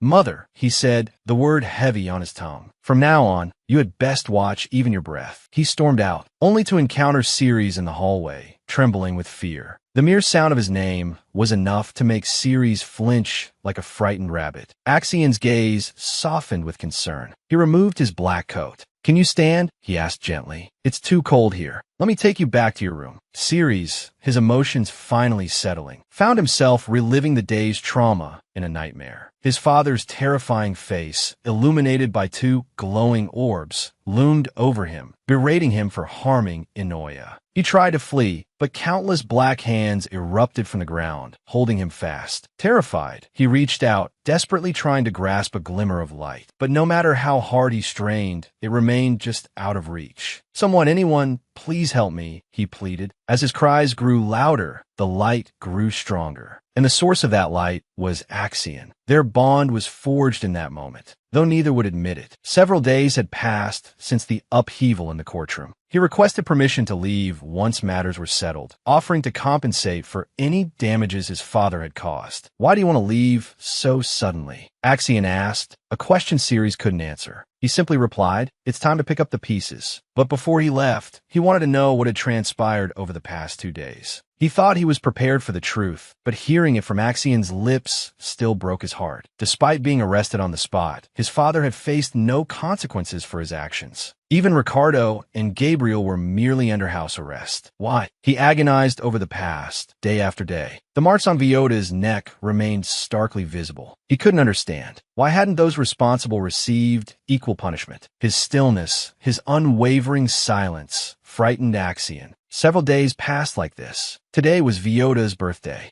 Everyone knew Axion would be attending, yet he hadn't heard a word about it. If a servant hadn't let it slip, he would have remained completely oblivious. But now that he knew, he would, of course, offer his congratulations. Hadn't his mother bathed the city in blood, yet been declared innocent by the 4 great families? And now, she had nearly cost his sister-in-law her life. Axion had decided to seal his mother, Jenin's, powers. Yet, the elders vehemently opposed him. They claimed he had no proof and shouldn't shame his own mother. "But have you forgotten," he argued, "the rampaging zombies? They were merely victims, manipulated and used." The 4 families were still in council, debating how to resolve the situation. Yet Jenin, in that very moment, used her abilities to go to the square and unleash carnage. The horrific scene, it remains seared into my memory. If those with abilities cannot control themselves, how are they any different from the mutated? The elders desperately made excuses for Jenin, claiming she had acted out of grief for her deceased husband, pleading for understanding. It seems the 2 elders are getting on in years. Their hearing must be failing. His eyes, filled with icy resolve, threatened to dissolve the council entirely, silencing the 2 elders. And now, he was on his way to the Caligia family estate. Today was Viota's belated birthday celebration. At the birthday party, Viota, though blinded by the monster, greeted her guests with captivating grace. Little Marco presented a large gift. Touching the package, which felt like a wrapped mummy, he laughed. Before everyone, using the opportunity to thank his friend Axion, he introduced his rediscovered nephew. His smile was radiant. Ceres, hidden in the doorway, felt a pang of both envy and surprise. After all, in their few previous encounters, Viota had never worn such an expression. Suddenly, his gaze fell upon Marco. His normally calm face tightened, especially as he watched their shared laughter. Listening to the applause and joy emanating from within, he couldn't comprehend their happiness. Because of the Caligia family's blood, he had suffered so much, tormented for years, twisted into a monster. And so many innocent lives have been lost. How could they be so happy? Consumed by this injustice, his last shred of reason was devoured by his inner demons. When Viota, informed of his arrival, hurried to greet him, he, as if possessed, reached out and tightly gripped Viota's throat. His wide, unseeing eyes sent chills down everyone's spines. No matter what anyone said, he wouldn't release his grip. Only when he was forcefully shoved to the ground did he seem to fully regain his senses. Looking at his reddened hands, he couldn't even comprehend what he had done. Seeing Viota's pain, he couldn't believe he had harbored murderous intent, and towards his savior, no less. Chaos erupted. Axion, finally arriving via his abilities, saw his wife helplessly slumped on the floor, with so many people chattering around.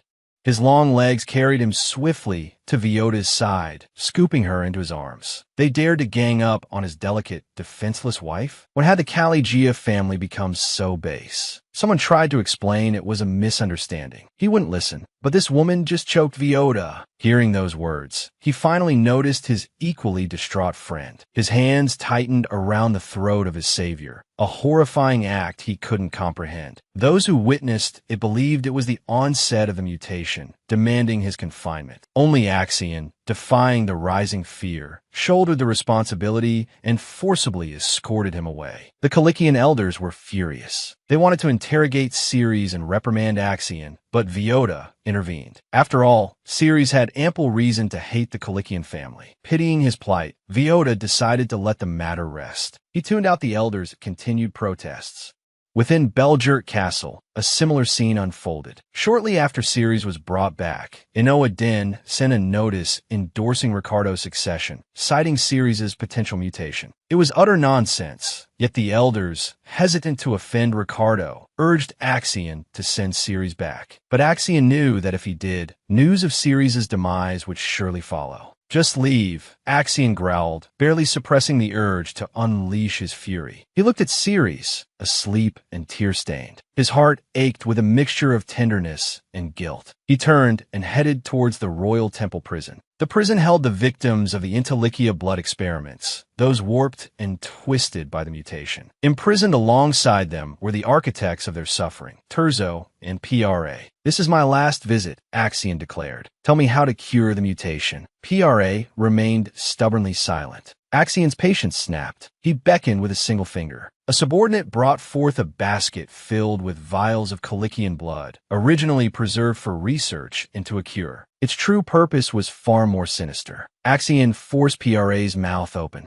He ordered his men to stuff the vials down PRA's throat. Rumors circulated that even the 4 great families were susceptible to the mutation. The subject of those rumors had supposedly consumed the blood for a year without effect. Axion, unwilling to wait, increased the dosage 5-fold, demanding PRA demonstrate the outcome. Terzo erupted in laughter, mocking Axion's naivete. "You seem to think your family is the only one untouched by this," he sneered. "Silence, or I'll kill you," Axion threatened. Terzo remained unfazed. PRA only wanted his daughter cared for. What did he have to lose? He revealed the truth. Axion's own mother, Jenin, had sought him out not long ago. Axion recoiled. "Why? Why would I hear your name from Terzo's lips?" Fear mingled with his rage. "Tell me it's not true," he pleaded, desperately clinging to the hope that it was all a lie. But his mother's face remained impassive. "Life was so dull," Jenin admitted. "I wanted some excitement." When PRA promised her a new world, she hadn't hesitated. She had even participated in the experiments. She spoke of the mutated victims with chilling detachment. Before Axion could fully process this revelation,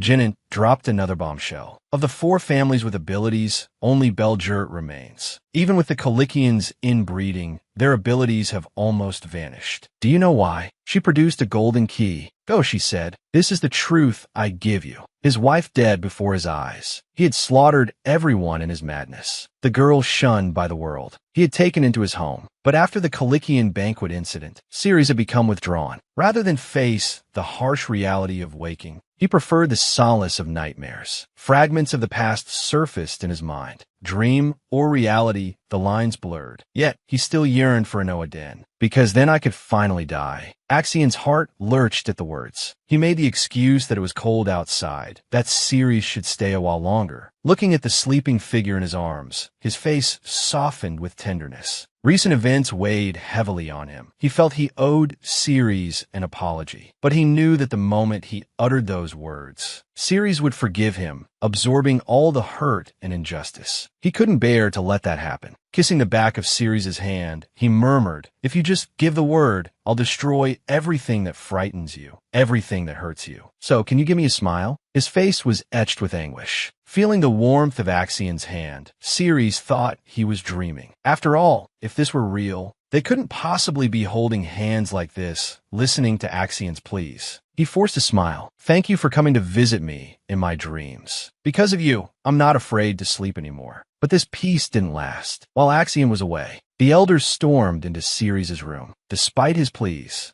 they bound him and blindfolded him. The carriage lurched to a stop, and he was unceremoniously dumped onto the ground. The familiar, cloying scent of roses filled his nostrils. He knew he was at Inoa Den's castle. Someone dragged him roughly by the hair. It seemed this was where he would die. But instead of fear, he felt a strange sense of relief, even managing a small smile. The one he loved would never see him like this, broken and at his worst. He had barely been subjected to their cruelties when Axion arrived. Before the elders could speak, blood sprayed across the grass, staining it crimson. Watching the scattering figures, the carnage around him, Axion lost all reason. He wanted to destroy them all. Ceres called his name, his touch cool against Axion's burning skin. "It's all right, Axion. It's over. Calm down." Though his powers were waning, Axion seemed trapped in the grip of the past. Ceres triggered his teleportation, bringing them back to the familiar meadow. Snap out of it. Axion's expression finally cleared. Feeling the solid reality of Ceres in his arms, he clung to him like a child. As Ceres spoke soothingly, guilt gnawed at him. How could he have forgotten those precious memories? The thought of being abandoned again, left alone in a world without Ceres, was unbearable. If what the king had foretold were to happen again, he wasn't sure he could survive it. All the monsters had bowed to him. He had almost lost control then, too.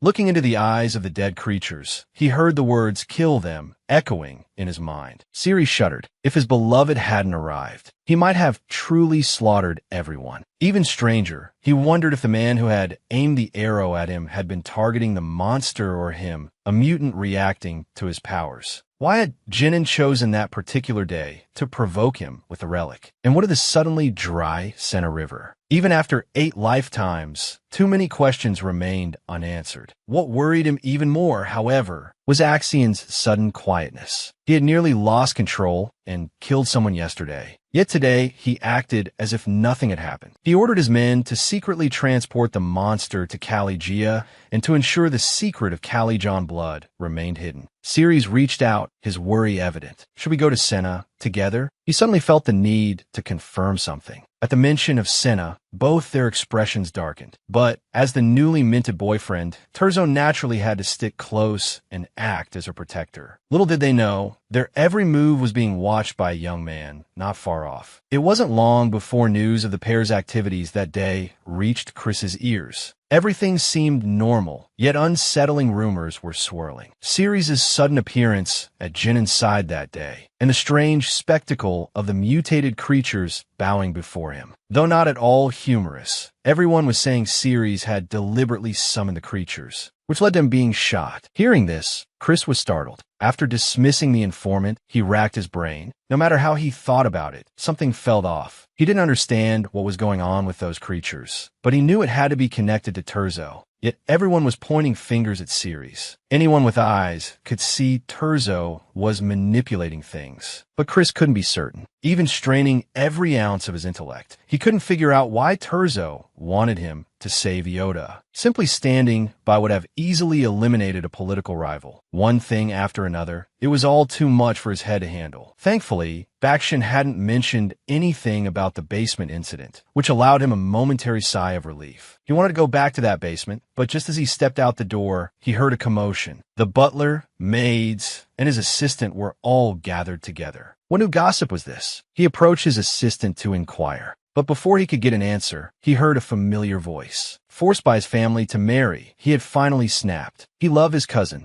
yet everyone wanted him to marry her older sister. And after his older sister ran away, they turned around and blamed him for not being good enough. Even his beloved cousin cried, saying it was his fault. His only wish was for the 3 of them to live happily together within their chaotic family. But why won't anyone listen to me? Terzo felt like he was suffocating. That unshakable infatuation had slowly transformed into extreme aversion. That's why he chose to participate in the alliance plan. Though PRA was older, she possessed everything. She was a woman unbound by anything, and that made him feel like he could finally breathe, especially after PRA's words, "Don't you want to change the Kalikian family?" struck a chord within him.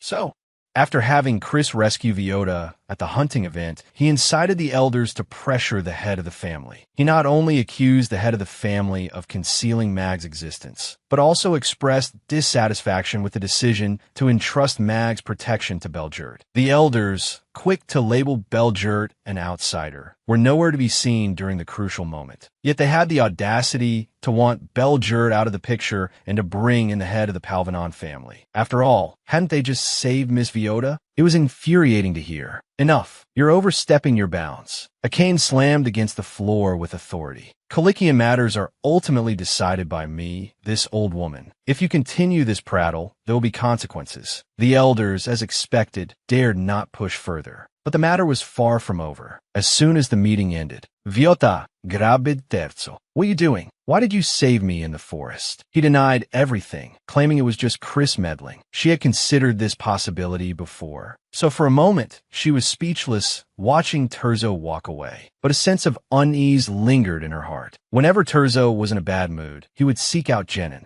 Looking at the half-severed little finger, Terzo remarked, "That must hurt." But Jenin laughed, finding the experience rather amusing. He even displayed an unconcealed fondness for Ceres. While PRA's plan was intriguing, it was doomed to fail. His baseless yet unwavering pronouncements. Terzo, his past life memories still unrecovered, naturally didn't understand. But the uncertainty of the outcome was what made it interesting. Wasn't it always this way? Two chaotic individuals, always acting on impulse. PRA, focused solely on his schemes, was furious. He wanted to squeeze the life out of Iota. He had deliberately driven the monstrous beasts towards her during the hunt, nearly killing his own daughter. What exactly transpired underground remained a mystery to him even now. He constantly reminded himself to stay calm. After all, he still had his final gambit. For 2 years, they had been pouring the blood of Colicia into the commoner's waterway. The day of the mutant interviews would be the day the 4 great families fell. He leaned back against the carriage, hoping for a moment's rest. But when he opened his eyes again, he was surrounded by darkness. A cold sweat trickled down his spine. Where was he? Ceres' secret of rebirth was about to be exposed. The place where the divine relic had been kept had inexplicably vanished. Had Jenin taken again? Or was there another variable at play? Events were spiraling out of control. A sense of foreboding washed over him. And then, just as he arrived home, he received an important letter for Viota. She wanted to ask him about the hunting competition. But with things as they were, he felt a meeting was pointless. Just as he thought this, Axion appeared before him, holding a bouquet of shimmering golden flowers. They were from the Belgerd estate.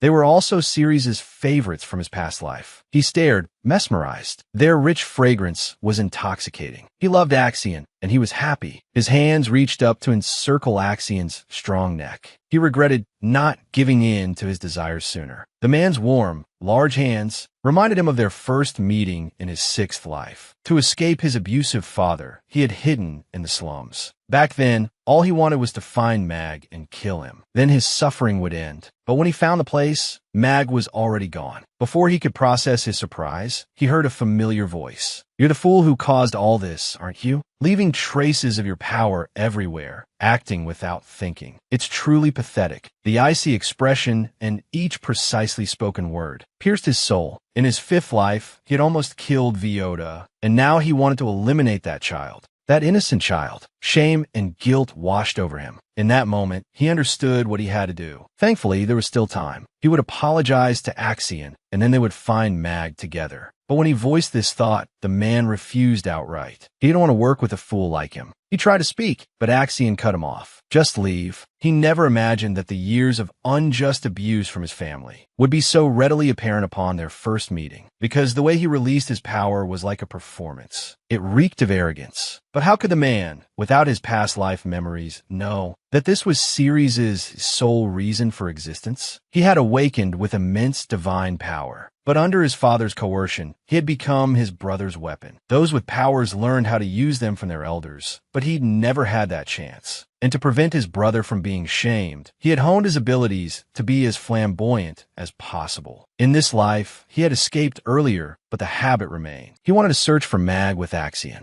But if the other party refused, he had no grounds to argue. After all, Axion was right. He was just a show-off, satisfying his own vanity. But before leaving, he still hoped the other party would change their mind. Unexpectedly, not long after he left, Axion actually agreed. He even taught him how to control his abilities. And he quickly demonstrated them perfectly, even earning the man's praise. Today, they finally found where Mag was being held. The moment the two of them burst through the door, they saw a small boy, skin and bones, covered in injuries, lying still. The boy was surrounded by gems formed from coagulated blood. Seeing someone coming to rescue him, the boy's first glance fell upon Ceres. "Are you an angel?" The weak voice made Ceres' heart tremble when his gaze met the boy's hollow green eyes. He understood. He could no longer hate this child. He even agreed to stay at the Belgiurt estate to care for Mag. Faced with Axian's concern, he naturally answered about the child's condition. He didn't expect that the other party would actually be concerned about him, wanted to know if he was comfortable. "With you here, how could I not be comfortable?" he replied instinctively. A blush crept onto Axian's face, and he quickly changed the subject to Viota's birthday. Hearing the words, "Return Mag on her birthday," Ceres could no longer remain calm. The memory of himself choking Viota flashed through his mind. A sudden wave of nausea nearly made him lose his balance. Back in his room, his heart was consumed by guilt and self-reproach. The scene replayed itself in his dreams. More than the fear in that moment, he knew he couldn't relive his past life. So, owing Viota an apology, he went to a cake shop, hoping to choose a cake as a birthday gift. At the shopkeeper's suggestion, he carefully tasted the cake. The moment the cream danced on his tongue, he felt a sense of happiness for the first time. Unconsciously, he finished a small piece. "Viota will probably like this," he thought, but his vision began to blur as he looked at the shopkeeper. When he opened his eyes again, the place was filled with mutated venom. But what terrified him even more was his father's smile as he looked at him. "My daughter, it's been a long time." After his daughter awakened the family's divine power, his father had gone completely mad. Why did the flower bloom on the daughter and not the son? But today, he finally learned the truth. The ancient books recorded that the tears of Cilicia could grant immense power to the members of the four great families. Looking at Ceres, who had been captured again, he cursed the traitor of Enoa Den. "So it was because of the tears that you bloomed." He even believed the reason his daughter ran away was to search for more tears, to usurp his and his son's position and take control of the family. It was utter nonsense. Ceres couldn't stand to hear another word. He went to find Mag, not for the tears at all. Unexpectedly, the accidental mention of Mag only further confirmed his father's twisted beliefs. His father cursed and swore, reaching into a small box in Terzo's left hand. "This is what you'll be eating from now on." Seeing that familiar, all too familiar blood, terror flooded Ceres once more. He instinctively wanted to explain, but his father remained merciless, demanding he pay the price. He even considered his awakening a stain on the Enoa Den family. Ceres refused to endure the pain of his past life again. He reached out, ready to unleash his power and obliterate these two. But why wouldn't his abilities work? He was terrified. Terzo let out a triumphant laugh, because while Ceres was unconscious, he had injected the blood of Cilicia into Ceres' veins. The jewel can enhance abilities, while the blood of Cilicia does the opposite. Things had come full circle. Ceres felt nothing but despair. He couldn't change a thing. His sixth life ended just like that, in a cold, sterile laboratory. But thanks to Axian, he had at least experienced a period of peace. Yet, PRA's miserable fate weighed heavily on Axian's heart. This time, he would make certain people pay. As he steeled his resolve, Cordelia sought out Terzo. Her mother, PRA, had been missing for 3 days. "Do you know where she is?" Cordelia pressed, convinced Terzo knew something. Or perhaps he was even responsible. But Terzo, preoccupied with an upcoming meeting with a guest, dismissively told her to go to Viota. "After all, you two are such good friends," he added sarcastically. Cordelia knew Terzo was mocking her, but she couldn't argue. Meanwhile, her mother, the one she desperately sought, was locked away in a dungeon. The silence was so profound, it felt as if time itself had stopped. She ran through the list of people who might have taken her, never suspecting it was him. The leader of Belgiurt, Axian. PRA was so shocked, she almost couldn't speak. Had her schemes been discovered? Unsure of the situation, she fought down her fear, attempting to gauge Axian's intentions. "Why have you brought me here?" she asked. "You really don't know why?" Axian countered. PRA feigned composure. "Forgive my foolishness," she said. "How could I possibly presume to understand the leader's intentions? But I implore you, enlighten me." Axian scoffed. "A lowly creature like you? I do as I please. I need no reason. You touched something you shouldn't have. This is what you deserve." PRA couldn't believe the man's madness. He was actually going to kill her. "Has someone else been treated this way before?" she stammered, grasping at straws. She didn't understand a thing. "But don't be too afraid," Axian continued, not planning to kill her immediately. He wouldn't let this old woman die as easily as she had in his past life. The king appeared again, but something felt different. Ceres was curious what the original four great families meant to the king. They were companions, brothers, even children. But the more he valued them, the more the king wanted them to experience the betrayal he felt when his heart was ripped out. Everything comes full circle. Though he didn't admit it, Ceres had already guessed the answer. The infighting among the four great families couldn't be a coincidence. Someone like PRA,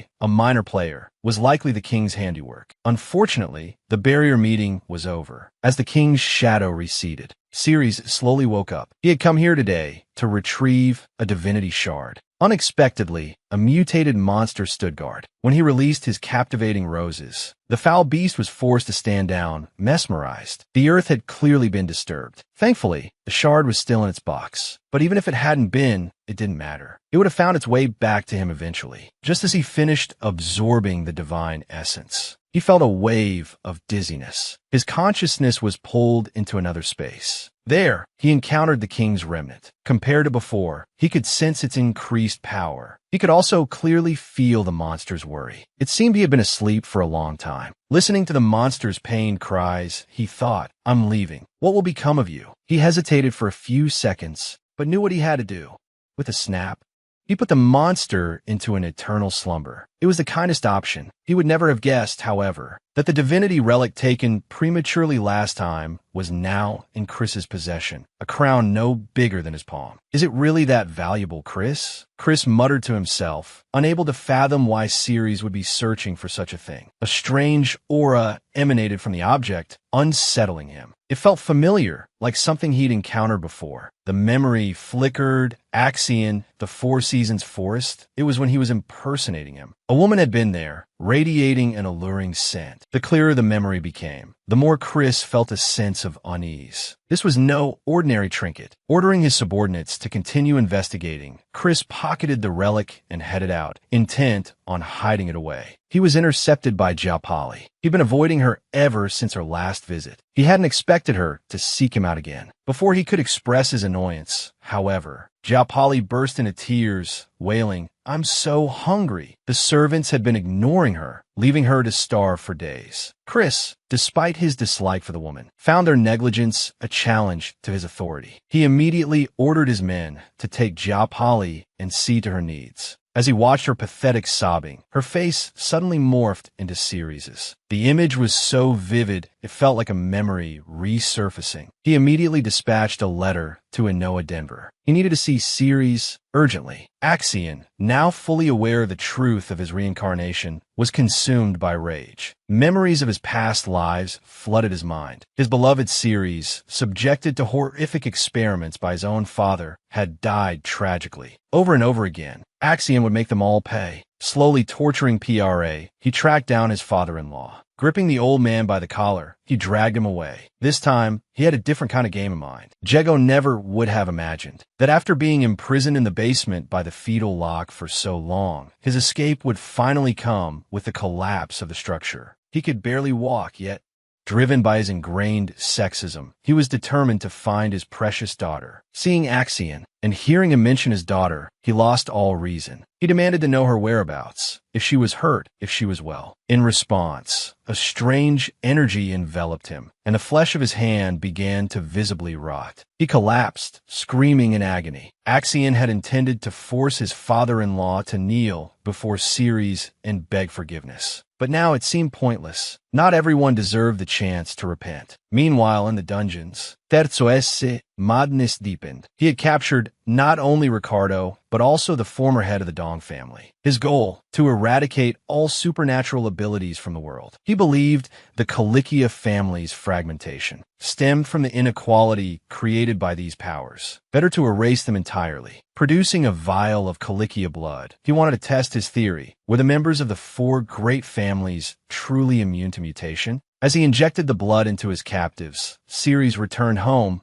covered in blood. "Did you run into a swarm of mushrooms?" Axion asked, though Ceres had only encountered one. Still, it had left him coated in a sticky residue. He struggled to remove his soiled clothes. The maid was fetching water for his bath. "Here, let me help," Axion offered, reaching for the clasp on the back of Ceres' tunic. He hadn't noticed the bloodstains on his shoes, but Ceres did. Luckily, the maid returned, announcing the bath was ready. As Ceres turned, bare back exposed, to bid him good night, Axion felt a pang in his chest, the shy blush on Ceres' face. Was this the same man who had just tortured his father-in-law? After 8 lifetimes, he had finally found happiness. A simple stumble, a fall to the ground, and a father's hand reached out in concern. Carefully, she checked him for injuries. His brother, hearing the commotion, came running. "Ceres, are you all right? My little sister is so strong. She didn't even cry when she fell." And in this lifetime, their mother was still alive. His brother rushed into their mother's arms, praising his sister's bravery. "Ceres, come here, darling. I have your favorite treats." Truly, a child with a mother is treasured. But in the instant a hand reached out, it was Jia Polly who appeared before him. He was no longer a little girl cradled in her father's arms. Before he could understand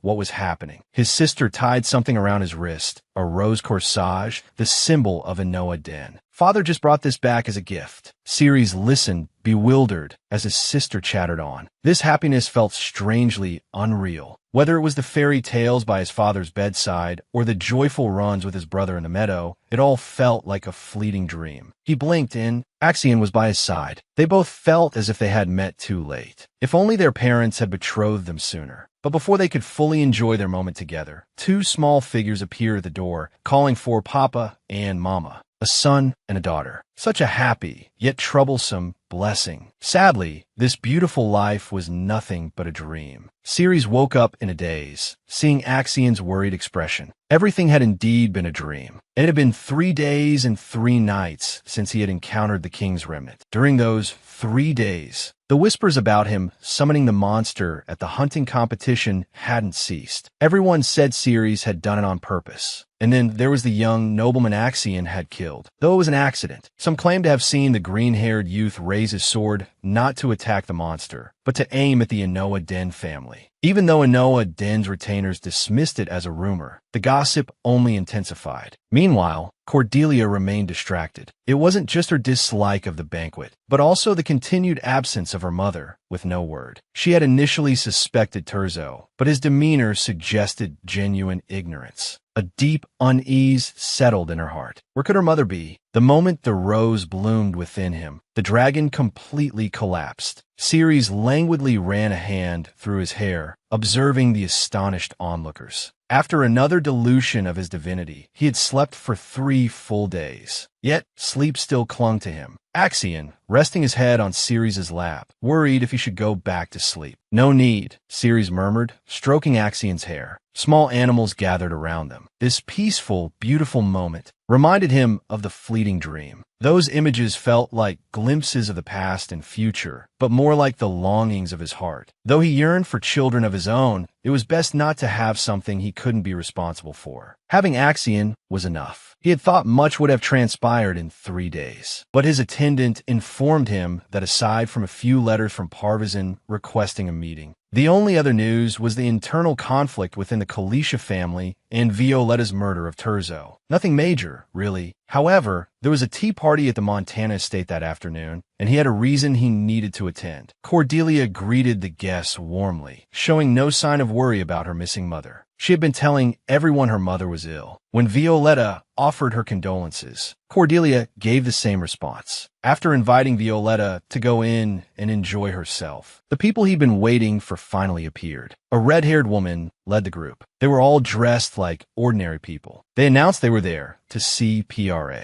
They had arranged a meeting 3 weeks prior, but had been unable to contact anyone for PRA's side. Cordelia recognized some of them, but she'd definitely never seen the last man, the one with the bob haircut. A sense of unease settled over her. She lied, claiming her mother had entrusted all matters to her, and said, "Please, follow me." Dusk was approaching. The tea party continued its lively chatter. Ceres appeared silently on the roof. He'd almost missed it due to an afternoon nap. Suddenly, as if he'd seen something, he vanished without a trace. Meanwhile, the group that had come to see PRA was arguing. It seemed the disagreement stemmed from Cordelia being informed of their business. The red-haired woman was about to speak, clearly struggling with the situation. Then, suddenly, she went terrifyingly still. When her companions turned to look, they were horrified by the sight. The woman's body had erupted into a grotesque bloom of something. She died right before their eyes. Ceres stepped forward, his boots crunching on the remains. "How convenient," he said. "You're all here. Makes it easier to deal with you at once." He eliminated everyone, but his predecessor arrived just as he finished. With a single, languid glance, Ceres recognized the last vestiges of a familiar divinity. "So it was you who took it." Before Chris could react, thorns whipped past him. With a gasp, his subordinate was impaled. At the same time, the box he carried was being opened. Ceres' eyes were unervingly innocent. Vines coiled around the crown-like relic. By the time Ceres held it, it had transformed into a crystal imbued with divine power. Chris rushed towards his fallen subordinate. He couldn't believe it. He had only wanted to know the truth behind the recent events. His letters to Ceres had gone unanswered. He'd finally gotten this chance at the tea party, only to have someone who'd been by his side since childhood lose their life. A sudden golden light blinded him. The truth he sought flooded his mind. Ceres had died. It felt like he died right before his eyes. He remembered Ceres living in his home. But by the time he learned his older brother had sent Ceres back to Enoa Den, it was too late. Memories of his past life rushed in like a tidal wave. He was utterly stunned. Meanwhile, Ceres, bathed in golden light, swallowed the last of the something. The divinity made him dizzy. Chris heard a thud. The girl he once loved had closed her eyes again. "No, stop. You can't just leave." He reached out, a mixture of fear and regret consuming him. "It's my fault. I didn't mean any of those cruel things I said." Tears of remorse streamed down his face. "I swear I won't do it again. Please don't die. Open your eyes. Please." His voice trembled, heartbreaking in its desperation. "Don't touch him with your filthy hands." Belgert's ability stopped Chris's advance. He was unworthy, whether Ceres lived or died. "Even if it's just a shell, it belongs to me." Axion arrived, gathering his beloved into his arms, staking his claim. Then, with a whoosh, they vanished from the bloody scene. Chris was left alone in the desolate aftermath. It would take him a long time to process this ending. Meanwhile, by the lake in the small woods, Cordelia was also in disbelief. That red-haired woman, she claimed Cordelia's mother, was experimenting with Calicia blood. Why would her mother do such a thing? Cordelia didn't even have anyone to ask. But in a past life, she didn't remember. Ceres had approached her about this very thing. When she first received Montana's invitation, Ceres had met these people. They seemed like nothing more than an ordinary merchant group. But the chicken leg-shaped scar on the woman's neck was distinctive. He felt it warranted further investigation. He saw her again, however, in the winter following PRA's death sentence. "If you spare PRA's life," she pleaded, kneeling at his feet, "I'm willing to help you find a way to restore the mutated." He granted her a year. "If you find a method within a year," he conceded, "I'll consider it." This time around, though, it seemed he wouldn't need her. After his daughter-in-law had roundly kicked him to the ground, his son had confined him within a barrier. The silence was so profound that even passing gas sounded like a firecracker. As Sturman sat bored, picking at his toes, a servant girl drifted towards him like a wraith. She repeatedly slammed her head against the barrier, blood gushing from her forehead. Oblivious to the pain, she continued. "Oh dear," Sturman muttered. "Has someone else been infected?" With a snap of his fingers, the servant girl vanished into dust. Sturman couldn't fathom what Jin and Belgert was up to. "Nothing much," she replied, "just tidying up." The barrier felt as robust as ever. Axion confining him here implied he knew something. Jinin gestured, alluding to past events. But Sturman was lost, assuming she was suffering from some form of dementia. She then requested the barrier be removed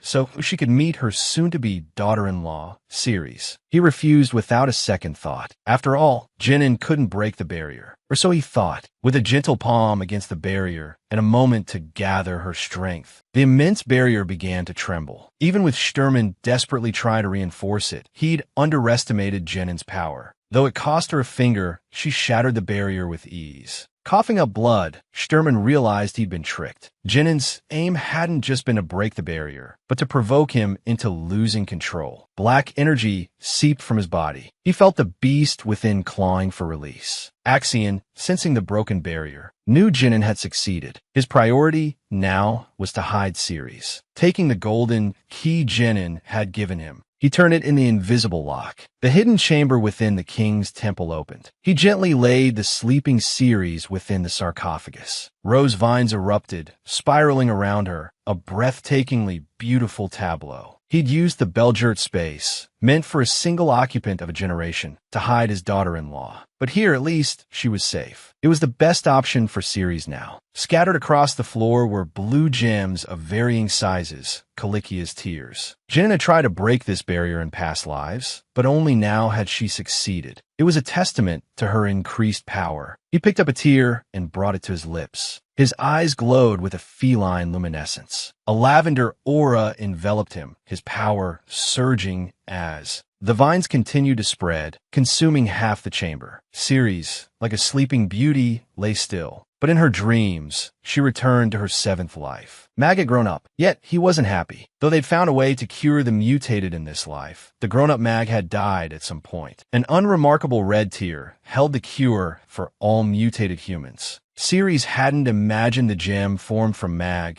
consuming her blood, would have such an impact. But to actually use it, she couldn't bear to think of the toll it would take on Mag. "It's all right," he insisted. "I'm willing to be the subject." And so, they achieved victory. 5 years later, the mutations vanished entirely. The four families held a celebratory banquet, but Ceres couldn't bring herself to feel joy. This victory had come at too great a cost. Lost in thought, Ceres was startled by a voice calling out from behind him. He accepted the wine glass offered by Axion. Though polite words flowed from his lips, he couldn't shake a feeling of unease in the man's presence. Axion's words caught him off guard. "You don't have to be so formal with me. You'll be the master of Anoa Den soon enough, after all." It was then that Ceres remembered. Since the beginning of the Seventh Age, he and Axion had worked together on many matters. Yet their relationship remained strangely ambiguous. Not lovers, not quite friends either. But being able to see the world from the same vantage point as Axion was the greatest difference in this life. He could finally stand beside him as an equal. A flicker of yearning ignited within him. Perhaps, like ordinary people waiting for the quiet end of their lives, he too could find peace in this lifetime. A smile touched his lips. "After I become the leader, if you still wish it, then I will listen to you." It was a promise, one that Axion silently etched into his heart. Suddenly, a thought struck him, and a blush crept up his neck, staining his face crimson. "Ceres," he stammered, his voice barely above a whisper. "I have something I want to tell you. Could you spare me some time tonight?" Receiving an affirmative answer, he finally departed, a sense of contentment settling over him. He didn't know that this departure would be his last. Jiao Pali, seizing the opportunity, returned, whining and berating Ceres for her supposed heartlessness. He complained about their father and brother's recent release from prison and their suffering, questioning how Ceres, their own daughter and sister, could simply ignore them. Ceres couldn't bring herself to even acknowledge him. Only with Violetta's arrival did a smile return to Ceres' face. He comforted the guilt-ridden Violetta, assuring her, "The mutations aren't your fault." He had suffered greatly from the curse of Kalicia's blood, yet he still retained this kindness. Violetta felt a pang of emotion, tears pricking her eyes. Mid-sentence, she remembered Mag's message. He wanted to give Ceres a gift before the banquet, insisting on delivering it personally. Such secrecy. Ceres couldn't help but indulge his whim. On the way, curiosity gnawed at him, wondering what the gift could be. But Mag's door stood ajar. Was someone else inside? Without further thought, he peered through the crack. The sight that greeted him would become a haunting nightmare. Mag was dead, and there, trembling beside the body, was Jiao Pali. He had slaughtered everyone, right in front of the person Ceres held dear.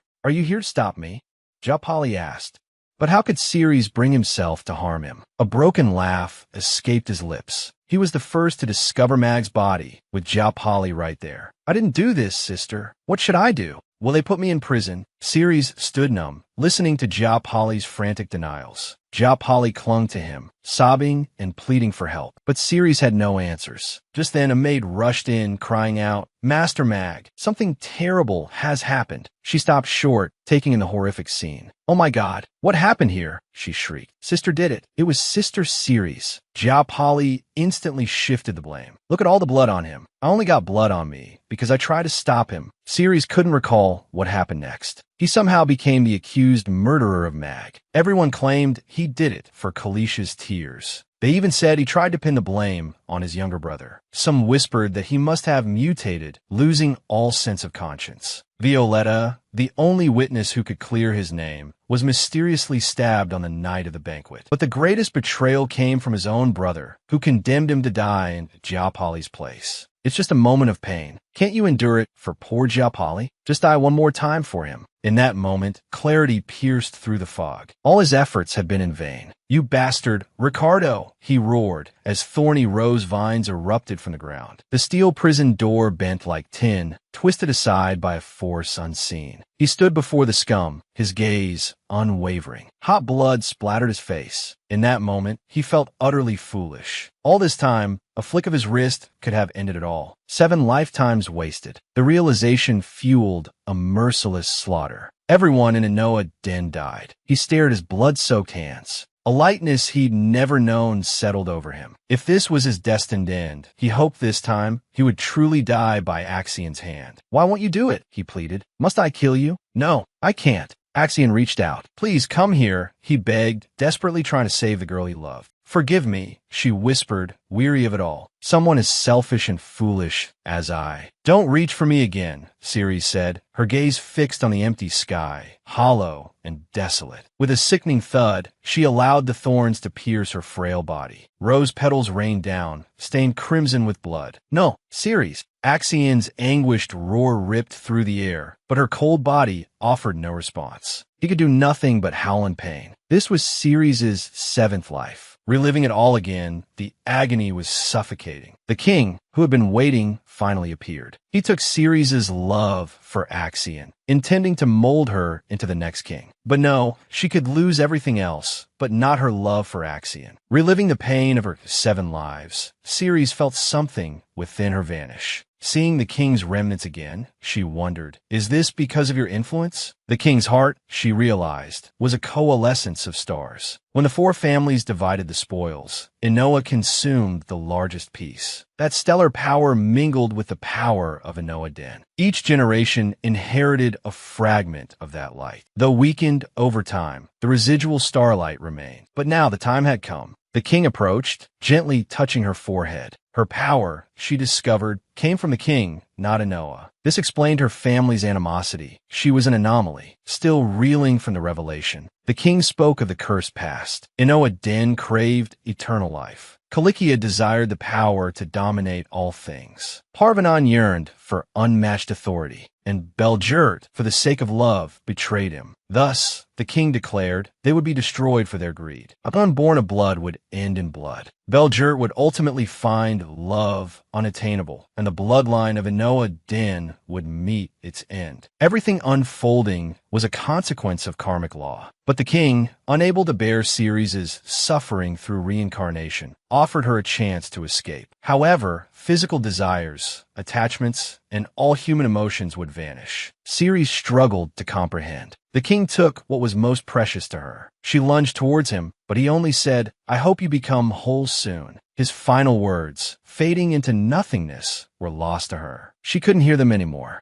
Meanwhile, Axian clashed with his mother. When he arrived at Inoa Den, Jenin had just punched a hole through the barrier. She needed to see Ceres. A mutant had appeared in the house, but the timing was earlier than in the previous life. This time, he wouldn't stand idly by. "You know how your father will die, don't you?" he asked, testing the waters. His son's calm reaction confirmed his suspicions. "You remember too." But Axian only wanted to know how to cure the mutant. Although he remembered his past life, the specific methods remained hazy. Judging by her words, this time she intended to save her husband from being killed by the mutants. Axian thought his mother was rather simple-minded. "You orchestrated all of this, and now you talk about protecting your loved one? You watched him die miserably before, didn't you? Even if our goals align now, I won't give you the answers you want. I'll just have to ask Ceres then." A threatening edge sharpened his mother's voice. This crossed his final line. A palpable killing intent radiated from him. Jenin, however, just laughed. She advised her son to hurry up and find Sturman, because I've employed a little trick. If that guy loses control, more than just a couple of people will die. But Axion only smiled, a chillingly wicked curve of his lips. A large, dark sphere of energy coalesced in his palm. He flung it at his mother without hesitation. A deafening boom echoed, leaving Jenin blackened by the blast. So, you figured out how to use the key. Thanks to you. Otherwise, I wouldn't have eaten something so disgusting. His power transformed into countless sharp weapons, launching another wave of attack. But you'll have a hard time defeating me, because I also swallowed Calikia's tears.